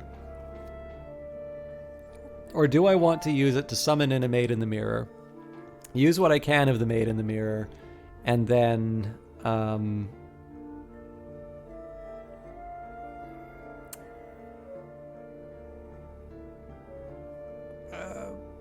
essentially like basically do the conversion that way, but like get something out of the summon in the first place.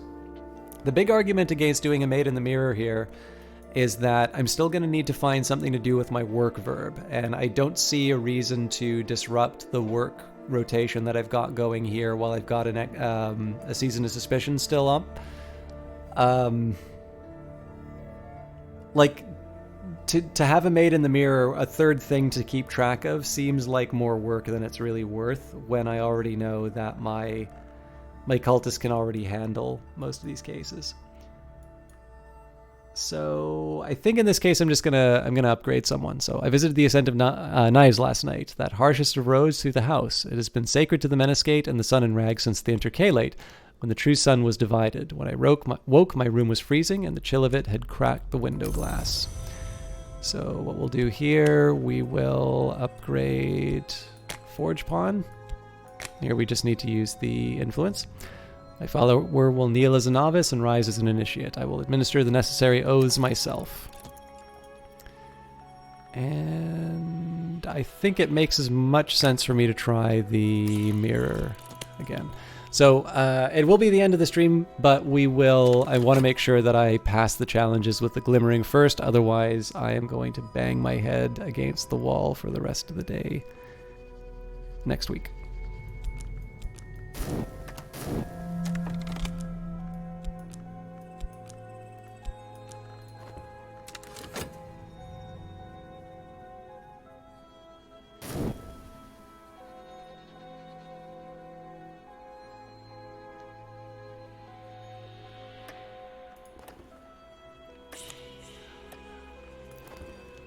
Alright, our expedition plans for the next challenge. It'll consume funds. We can add funds now, or I can send another follower. So yeah, Lantern or Knock again. In this case, I just think Team Lantern makes as much sense as anything. And we need to prepare for the Creeping Breath Curse. We'll need Heart or Grail to suppress the curse. Otherwise, it will not keep us from our goal, but it may trouble us later. Clearly, we've got the Percussagant already, so we can throw a Heart follower in, and we should be good to go. We probably won't get to the end of that expedition in time for tonight, but I'll prepare myself just in case. And here again, we're just cranking out as much mystique as we can to keep the Suppression Bureau busy. I've long since sort of removed the temptation to just try and eliminate all notoriety on spot. In this case, or on site, in this case, I'm kind of content to waste their time. And then if I need to pull out a Callagine at some point, I'll just use that in the moment. Alright, this is a puzzle with missing pieces. I might find those pieces. I'm going to guess it's not going to be a Vagabond map again here, so Red Church. I mean, I wouldn't have complained about the winter lore, but seems like I didn't really have any good options there. I've learned something that will earn me a favor once only. Each of the stained glass windows of the Red Church is devoted to a distinct appetite, and the scenes they show are from life. Last night, on one of the uglier windows, I saw the appetites of a certain public figure satisfied in private. I know he won't want this information made public. Perhaps he will show me some consideration. Now, I've always wanted to experiment with a favor from authority to see if there are other things that I can use it for, but the challenge is that I've always sort of found myself in a precarious enough position when I've had it that I don't want to risk something bad happening as a result. But I feel like one day I should sit down and actually hash out exactly how this stuff works. Alright, a practical disciple. Now you shed your blood as the sun's blood was shed. Now your past is divided from your future as the wolf was divided. You are not born. Your service ends only in dissolution. Arise in silence. So the practical disciple, loyal and good with their hands. So here we technically only have 2 more pawns to upgrade. I won't actually be upgrading one of them. Some of you will know why. Some of you will just have to figure it out as time goes by. But I've only eaten half of my dinner, so I'm getting a little hungry. I have reached my time limit. I think a few people are already heading on their way out, so I think that's a decent time to end. And let me just take a minute to find people to follow. I do not want to dwell on the bad news, but I do want to take a minute and just say I appreciate for some people it is a difficult decision, or it is an inappropriate call on my part to continue streaming Cultist Simulator. If you didn't get a chance to hear my reasoning or my thoughts why, it's, I'm not entirely sure I was articulate. I think I've probably actually just wound up making everyone feel bad if I've accomplished anything. But suffice to say, I have tried to be as thoughtful as I can in what it means to continue streaming this game. I do want to remind people, I understand that this is a case where I might be making a bad choice, and it might be something that affects people. And rather than me sort of say, well, I've made my decision, we're going to stick with that, I do want to reiterate, my messages are open. My messages are open really for anything, but especially on these kinds of issues. I have learning that I need to do, and I want to be somebody who listens. So systemchalk@gmail.com, systemchalk@gmail.com. And for those of you who want a degree of anonymity, also specifically I made this email address for that. There is also the Proton mail, so systemchalk, system @protonmail.com. That's a secure channel. Presumably you don't already have a Proton Mail account, so you can just make a burner or do whatever.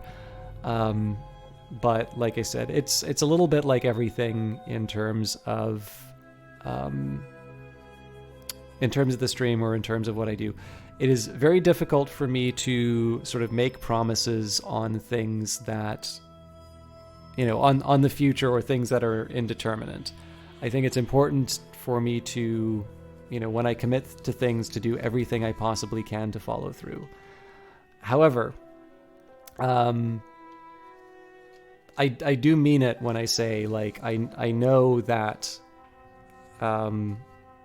it's not something everybody's comfortable with, and I need to make sure that I have mechanisms, largely like what I said at the beginning, like there need to be better mechanisms in place to correct. And that also includes course correcting for my own case if I've made a bad decision. So I invite your comments, and I will do my best to take them to heart, even if I do wind up making a decision counter to what somebody said. I sort of ultimately know that at some point I'm going to disappoint somebody with whatever decision that I make.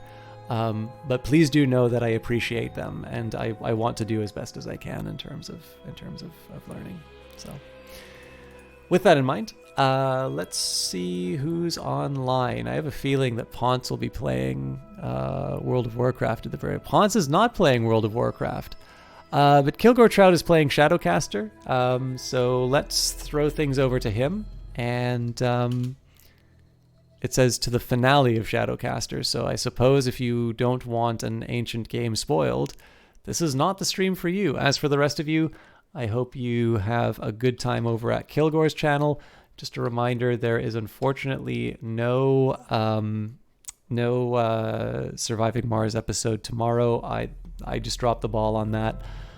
Which means Friday's up next. I am somewhat warm to Darkest Dungeon, but a lot of people have been talking about how they would like to see Age of Wonders Planetfall up. So that will be coming. And Night Team 4 has not been forgotten. That will be coming back. I just need to figure out exactly how to fit that into everything as well. So those are probably my top 3 most likely, as well as a few others that will be coming up a little bit later. Sleepy Larch, thank you very much. I hope you have a good night as well. I'm glad you got a chance to see a live cast. I don't know if it was quite what you were expecting, but it was an absolute pleasure to have you in here. And we will, for those of you guys who feel like coming along, do check out Kilgore Trout. He's a friendly Canadian man and somebody I like supporting. So have a good one.